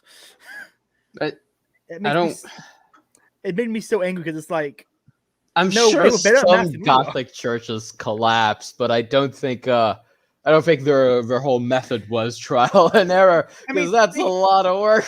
They were better at math than we were. They were good at math. Yeah, they were very good at building it. And This in made me so fact, angry. and in fact, they had a number of very good. They did a lot of their practice based on rules of thumb, and the rules of thumbs that were developed based on experience. So they knew that if they were working in X material, that they were going to be building of Y height. That means I had to use Z shape, and it had to be so big per unit of height, and that's how they did it. And they were model builders. Structures famously don't scale, but you can kind of get a sense of how they work. But yeah, they were incredibly, they had a good sense, a good set of rules for how they could lay things out. And if you go through it, it's all very regular, and it all, once they figured it out, once they just replicated it, and they knew that they had hit on it. But even going back to ancient Greece, the idea of the golden rule was something that was a means by which to make something look right. That was the whole bag. And when they stumbled upon that based on observation of nature and consideration and a little bit of math, they said, "Yeah, this is it." And it's in everything. And even the curious thing that they did with column layout. If you look at, say, the Parthenon, this is an old chestnut from architectural history, is that columns are not straight, they're not plumb, they curve very gently, so that because you're never looking at it. Yeah, that's true. I've been there. Yeah, I remember that fact. Yeah, and the Romans did it too.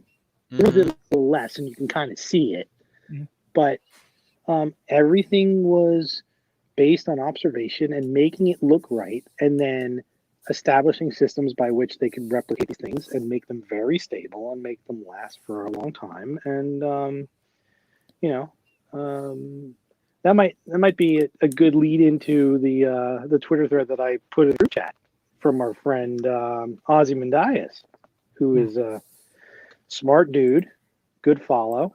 Him and everybody's friend Cyprian are frequent commentators back and forth on each other, but he put that old that old comment about comparing the medieval cathedral to the Novus Ordo church, and the overused quip, this is what they did in backwards medieval times, and this is what we do in modern enlightened times. and Cyprian comes in and he does his whole sort of he's got little nuggets of wisdom that he kind of certain things. But then I responded, I said, yes, however, the purposes of those two buildings are different. That's the gag.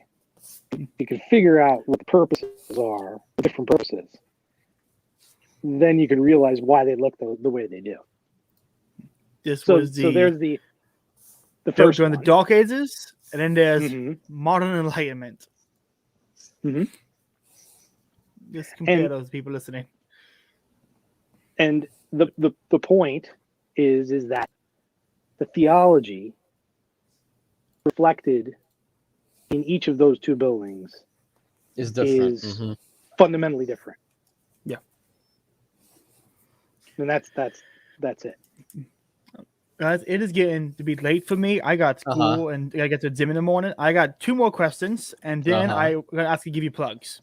So, all right. First question: what do you guys want to talk about on the next roundtable?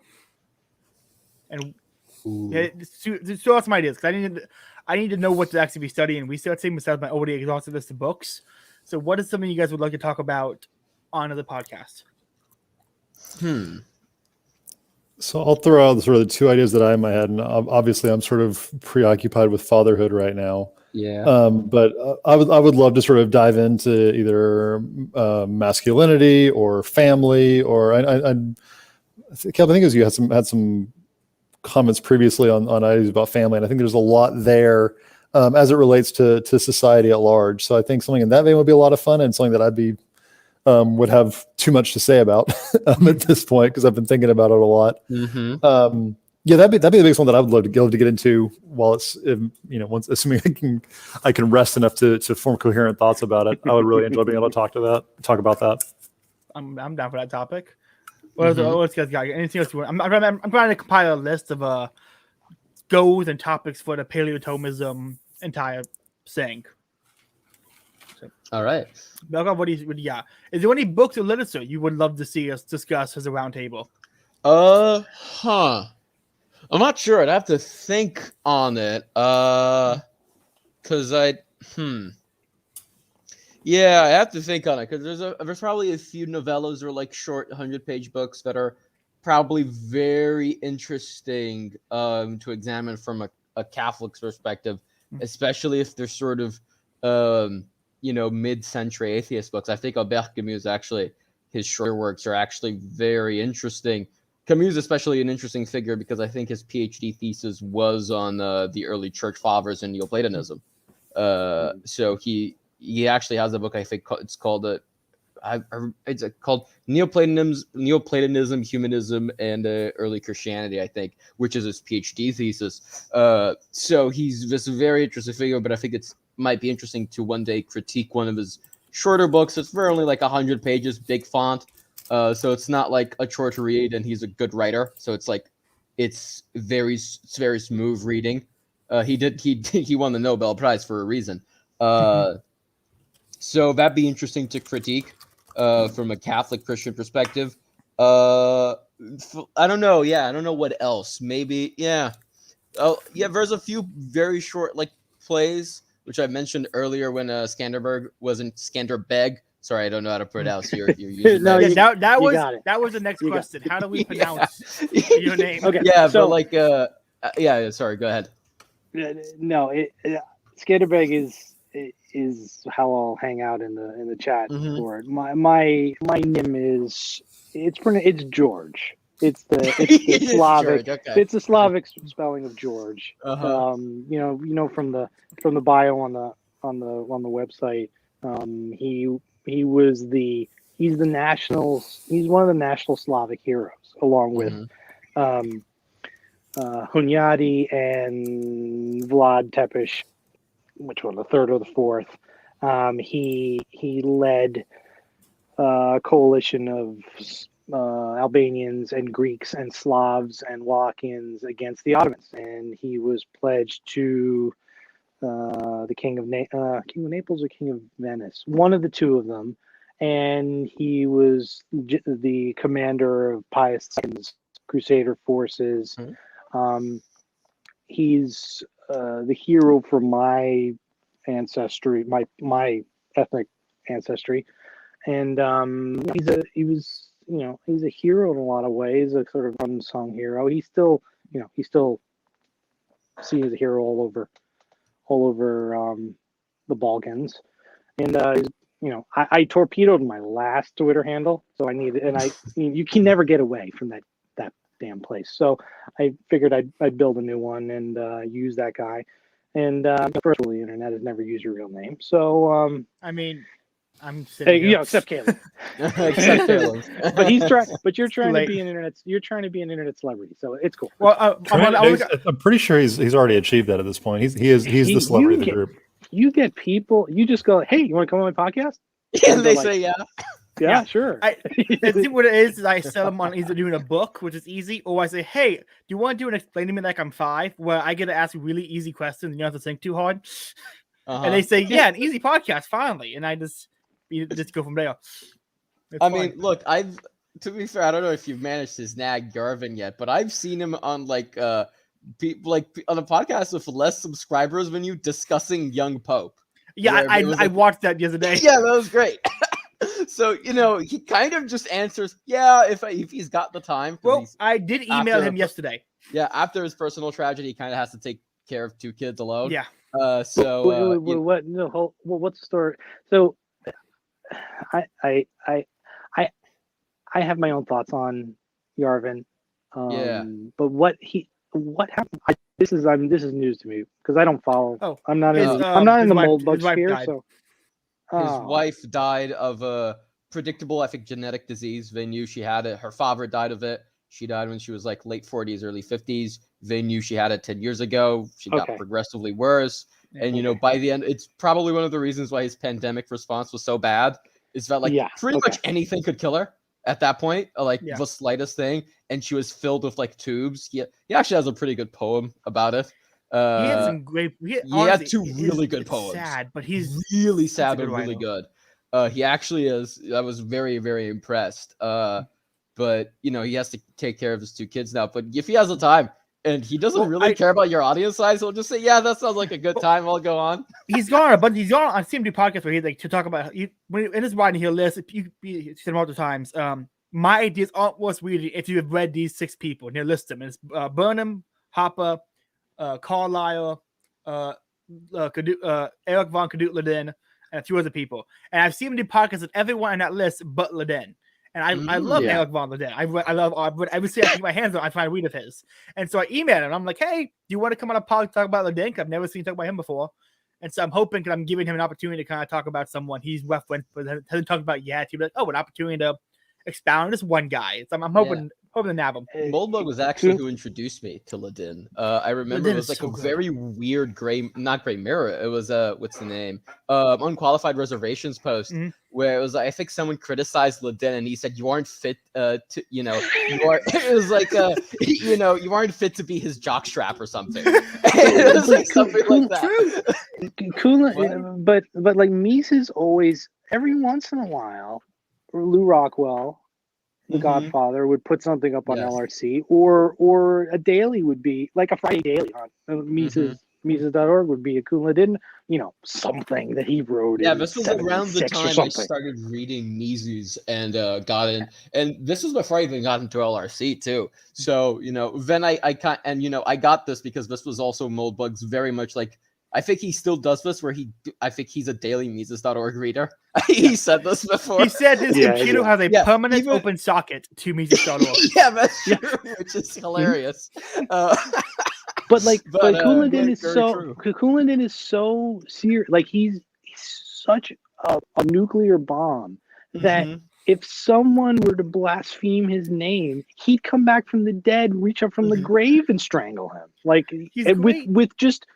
with just a couple words. I mean, he's just like... Dude. His piece, Monarchy and War, is one of my favorite things I've ever read. It is incredible. I'm going through his book now, Leftism, and his chapter on equality, and like the idea we have equality, and even equality under God, he breaks down as being dumb. And it's just like, the idea, I think, is no one, like, God, equality under God is the only form of equality I expect. He breaks it down like, okay, not anymore, I guess. He's just incredible. I love him. Like him and Doc Mai talk about 2 great people to read. So I'm hoping, I think he'll like doing that because he just very recently, like I think a month ago, he went on with Academic Agent to do a stream on Carlisle. So I think he'll actually quite enjoy doing. So I mean, I've had problems reading Irvin just because I find he speaks like a teenage girl. But I might have. I've been saying to myself, I need to do it.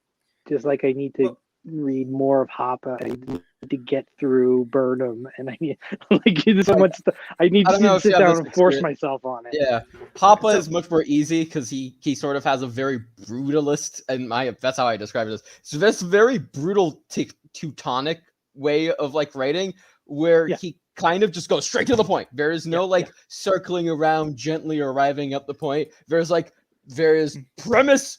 Like there's like minor premise, major premise, conclusion, minor premise, major premise, conclusion. And when he has to like deal with an objection, he'll just dedicate like a page and a half of a footnote to do it. Casually. I've seen like a 3-page footnote from him.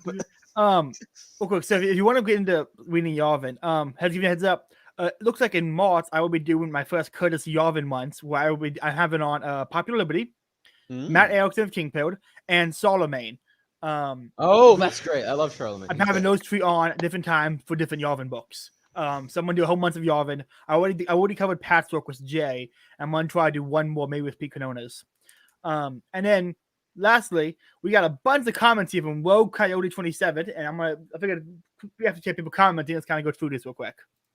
Thoughts on the priestly fraternity of St. Peter. I'm a new Catholic by about a year.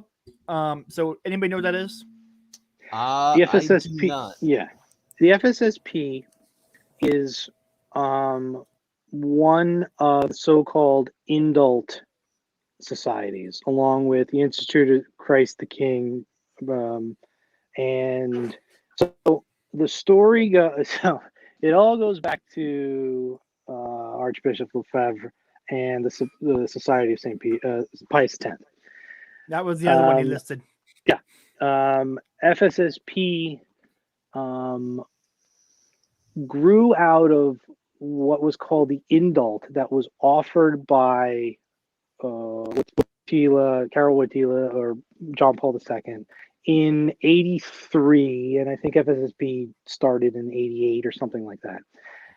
Basically, it was an allowance by the Vatican for groups of priests to form societies based on essentially pre-Vatican II,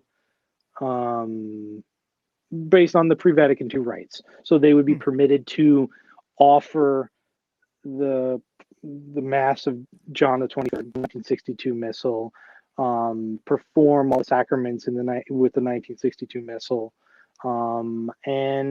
but in full communion with the Vatican. So it was kind of like, you know, you don't have to do any of the new stuff. You can use, you know, they basically sort of, they amassed a whole bunch of priests that were traditional. They were skeptical of the Novus Ordo, but they didn't want to be disobedient to the Vatican and all that kind of stuff. So they formed the society, and they little by little sort of took over old traditionalist chapels and churches throughout the United States.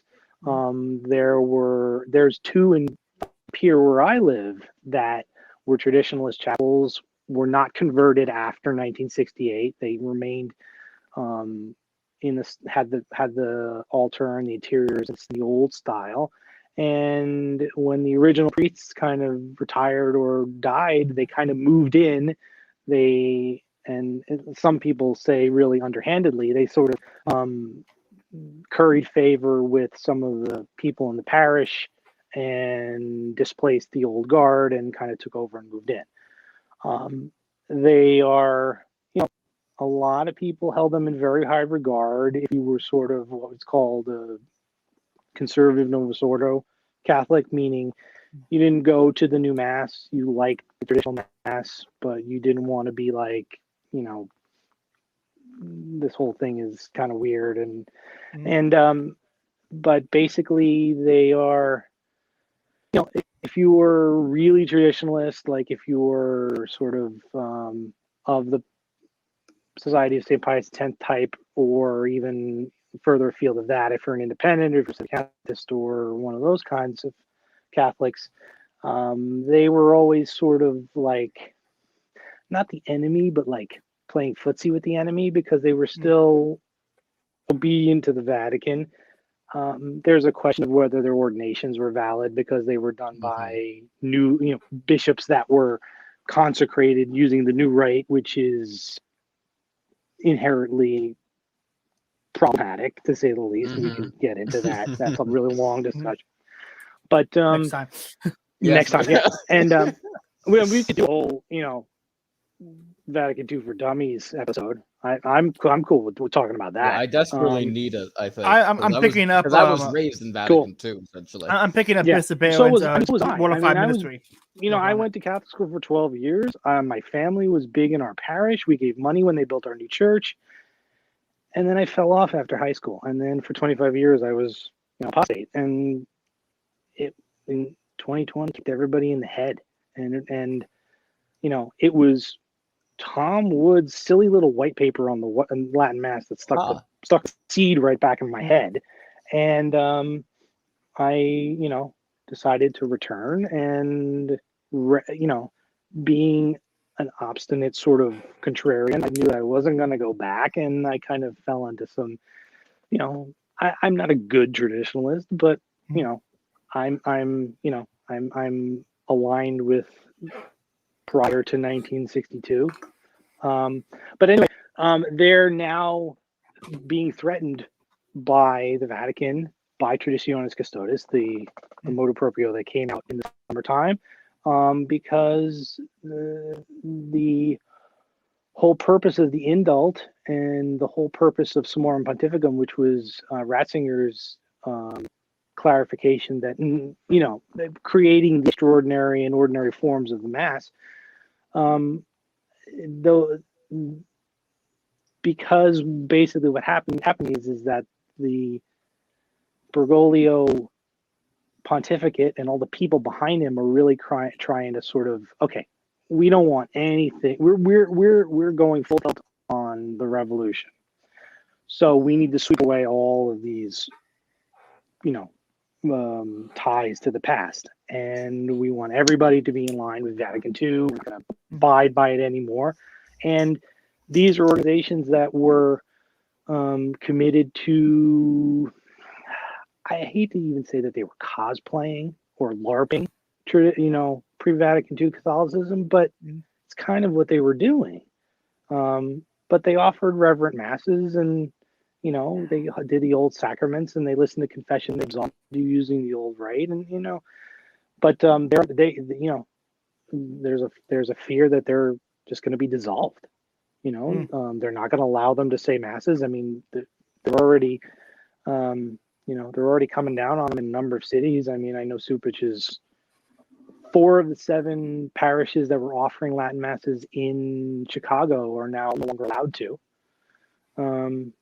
So that's what FSSP was. It's the group of priests. The Society of St. Pius X is a it was not really founded by, but the major personality associated with it was Archbishop Marcel Lefebvre, who was he was a missionary in Africa. He was president. He went to the council in 62 to 65, and he was deeply troubled by what was coming out of Vatican II, and he was opposed to it. And he set up this this not really a religious order, and I can't remember what they actually call it structurally, but with the intention of training traditional priests in the old form. And they kind of they didn't really give birth to the sort of traditionalist movement. I mean, that happened in 63, 64, but he was a big thorn in the side of the Vatican for a number of years, and there was a lot of problems with him because he, if you read any of the writings of Bishop Donald Sanborn, who was ordained by the Archbishop in the 70s, was one of the original ordained priests coming out of the society. He said he had a problem with, on some days he would be very oppositional to the Vatican, and other times he'd want to snuggle up to them, and it depended on who he was dealing with. So the society today is very big, has a lot of people associated with them. They administer a lot of chapels. They have one seminary in the United States, and I think at least a couple in Europe. But they're kind of they're sort of the vanguard of the recognize and resist movement in traditionalism, where they're well, and there's a lot of variation even among the individual priests, but the hierarchy have been trying to make peace with the Novus Ordo its entire lifetime. They're not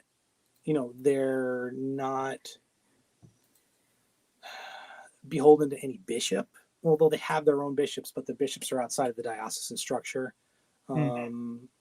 They're, depending on who you ask, they're either,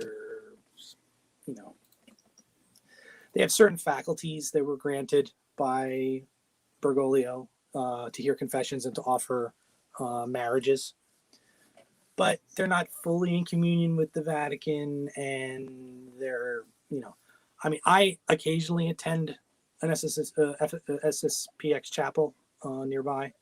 The priest is based as I mean, he's just, But so I understand the theological arguments against them. I understand them. I accept them. I came to the realization one morning that the people that are going to masses, either at dioceses that offer the Latin Mass or at FSSP chapel or at an SSPX chapel, they're not bad people, nor are they like the enemy or anything. They're just trying to receive the sacraments, and so that's them in a nutshell. I mean, there's a lot of material out there on the societies, but that's kind of the brief. Yeah. So and I'll chime in very quickly, as I've got a priest friend who's in FSSP, has probably offered, maybe not every extraordinary form mass that I've attended, but the vast majority of them, and introduced me to the extraordinary form of the mass. And I've had nothing but good experiences with him, and don't know all the details of what FSSP is doing.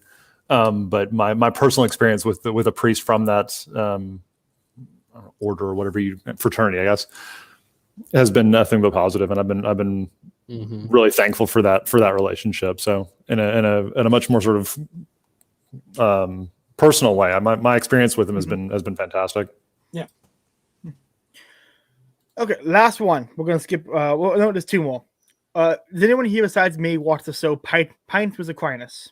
I've watched a few of their episodes. They're pretty great. I might actually start making it a regular thing. I still have I've downloaded the epistemology episode you sent. It's a great one. Oh my god, it's a good one.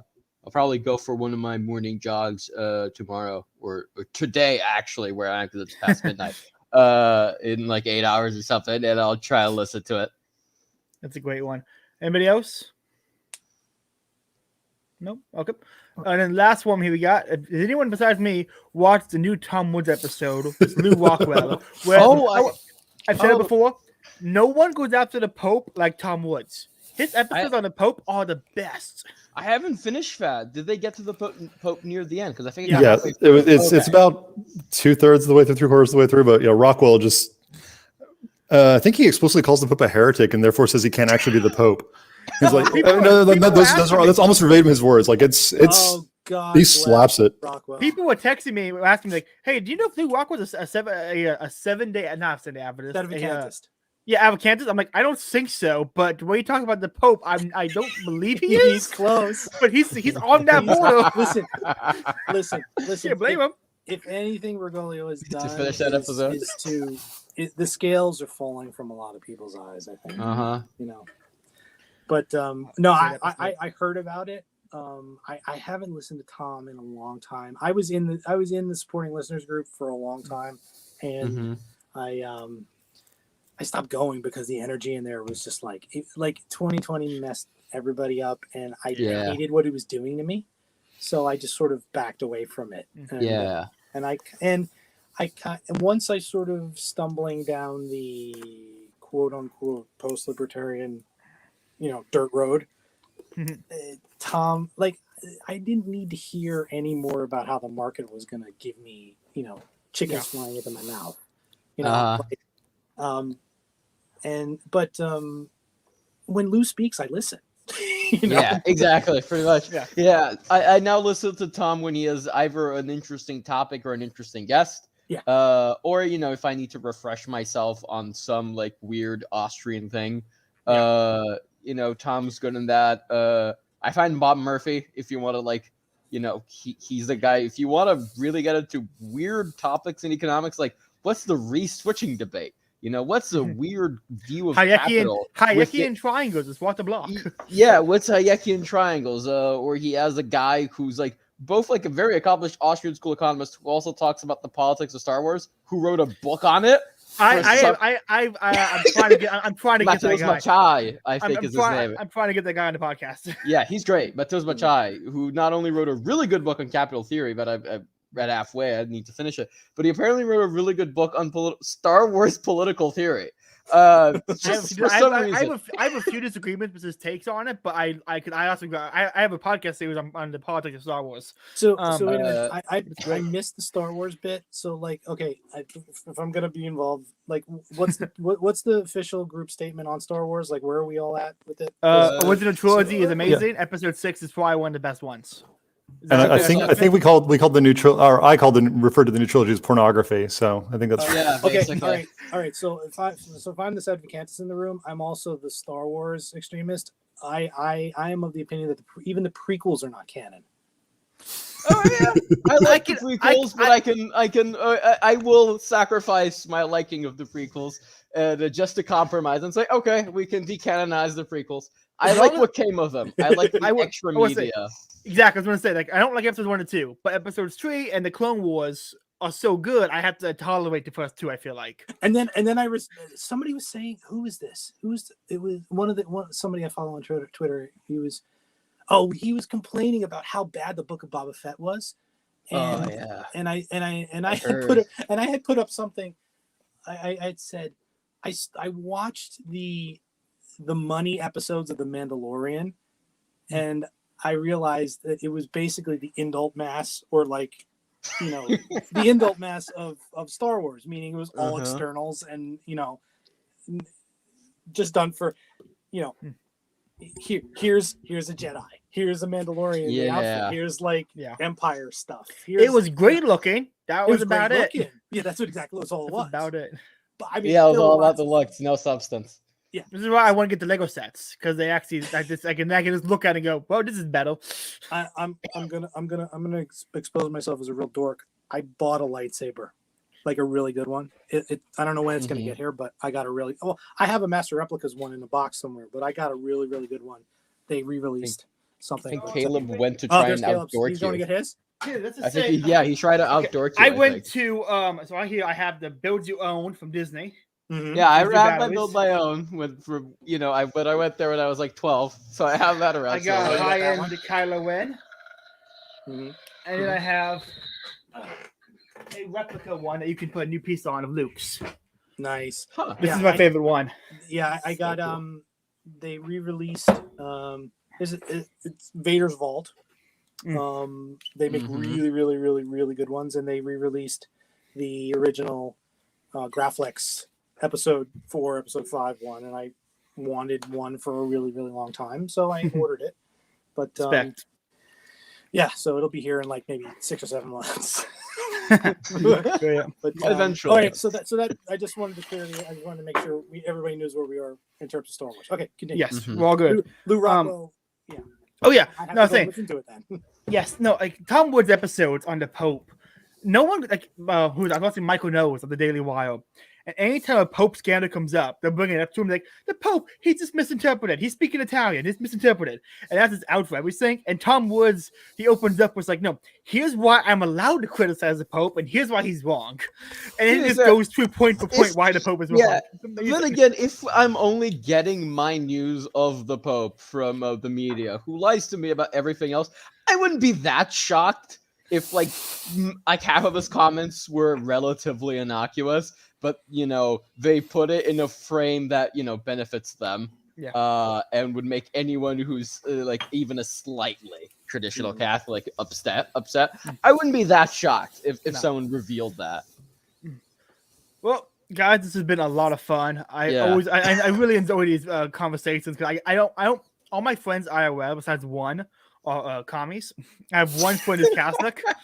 And so and all my friends are nihilistic atheist commies. I have one friend who's Protestant, one friend who's Catholic. And so I don't get to have these conversations often. And so I really appreciate and enjoy having these conversations. Let's go around the table and go ahead. Well, I mean, AC, you're going to learn, or you probably know by now, once you get married and have kids, as a man, you lose friends. Like you end up not having friends anymore. Yeah. Until maybe you get retired. But it's been enjoyable. I'm glad I was able to make it, and absolutely glad you can make it, man. Let's do some plugs. I got it. Bulgakov. Yeah. It's a Russian name. Bulgakov. Okay.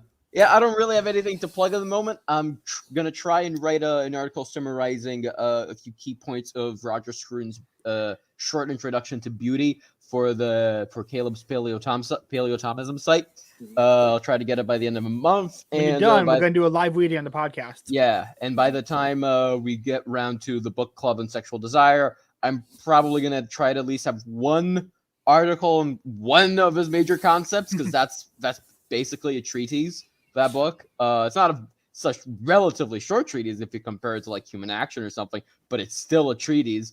So I'll probably gonna try to get at least one article out. I might, and then I'll make it into a series for the major concepts, and say that even if you are not, I'm gonna essentially try to make the point that even if you don't want to make a theological or an argument from faith in God, even if you just want to go from reason, you would still arrive at basically the same conclusion that the tradcasts have on sexual morality. So that's essentially the argument I'm going to try to make. It's just going to be a summary of Scruton's argument for the same. And I'll probably work on that throughout February. And throughout February, see if I could crank out, at least 2 by the end of February. And I'll try to get one brief article summarizing beauty by the end of January. Awesome. Einkath, what about you? So real quick, I just want to say, Bulgakov, if you get that the article up before Roundtable, I'd love to have a discussion about the sort of secular sexual morality. Maybe a really interesting thing to have a topic on. So I'm excited for this. Great. Yeah, Scruton's an Anglican, but he basically is trying to convince the reader through reason. So he kind of does say that if you can get this, you can get where he's going by just taking certain premises on faith, but he's trying to not do that. So he admits that he's going through a more roundabout way. He's pretty great. Nice. All right, let's see. Caleb and I are doing a book. Caleb's doing 50,000 book clubs, but at some point we're doing On the Divine Images. Look out for that in the next month or halfway so. Through it. I'm halfway through it. 50 more pages to go. Nice. I got through a big chunk of that last night. It's we'll get into it. No spoilers. Let's see, at Einkath on Twitter, and then AnarchoCatholic.substack.com. I've got a bunch of drafts sitting around, and eventually some things are going to come out as soon as I'm not on newborn parent life. Everyone listening. I've got all the things that I've sort of half written with a baby asleep on me, but it's they need polish, and I do not have the spare processing power in my brain for it right now. And if anyone needs to try to find anyone's plugs, anyone on here wants to find Einkath or anyone Substack, going through the Paleo Thomism website, there are all the links available there. So make sure you follow that website and make sure you subscribe so we can get updates when anyone here releases anything, it's going to be plugged through the Paleo Thomism website. So make sure you guys, everyone listening, subscribe and gets ready for more content because it's going to be great. Okay, I got it. George. I know. George. Yeah. George, what are your plugs? Follow Scanderbeg1405 on Twitter. It's in the description, people, so you don't have to worry about how to spell it. Again, my Substack is very lacking. It's pretty new. I'm still playing with what I want to say on it. I'm using it sort of as a Pete. We gotta talk to Pete. Like I just I can just talk. Like he's great. He's one of the guests I have listed to try to get. He did this. He kind of got me where I'm at now. And I throw little barbs at him, and I think he gets them. But anyway, I'm just sort of, I've been buttressing my formation, which was garbage, and I'm sort of in two worlds. I'm playing with both Byzantine and Roman Rite, so I'm reading stuff on both sides. So I'm the ortho bros irritate me, but I kind of understand what they're saying. Irritate me too, man. Many such cases. But we can if I get down the road a little bit further, we might want to talk about some of that stuff too. Interesting things that stick out of my mind or what I read, I'll probably put up and comment on them.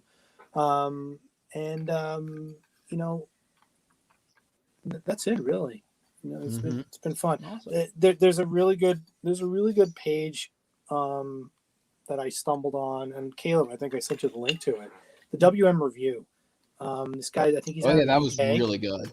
He's out of the UK. I don't know who he is, what he is, but he's got some really good stuff, really good reference material. I mean, as I said in the chat, his series on learning self-study of sacred theology. I mean, like that's a seminary syllabus, basically, those books. And I bought a bunch of them already. So Nice. Yeah, plug somebody that I have no relation to, but I just find really interesting. So I feel that. Well, guys, this is the episode, season 1, episode 2 of the Paleo Thomism Roundtable. Make sure you follow everyone here. My @ is in the description as well. Plans for the podcast in the future: we're going to do more books, more deep conversations, and guest list. I have got a confirmation from Popular Liberty that he will be coming on eventually. I got one from, I think, Grant, and the Continentals crew might be joining us. So I think Grant's down. I don't know about Sam because I don't know how to contact him, but I want to get Pete on, and Jacob, Danny from Biblical Tree also has agreed to come on if we can work out time. So we got a lot of stuff in the works, a lot of great stuff going on. Make sure you follow everyone here, follow Paleo Thomism, subscribe to the email list. Yeah. Well, hold on. Oh, we got someone saying great show. Thank you, Rogue Coyote. And everyone have a good night.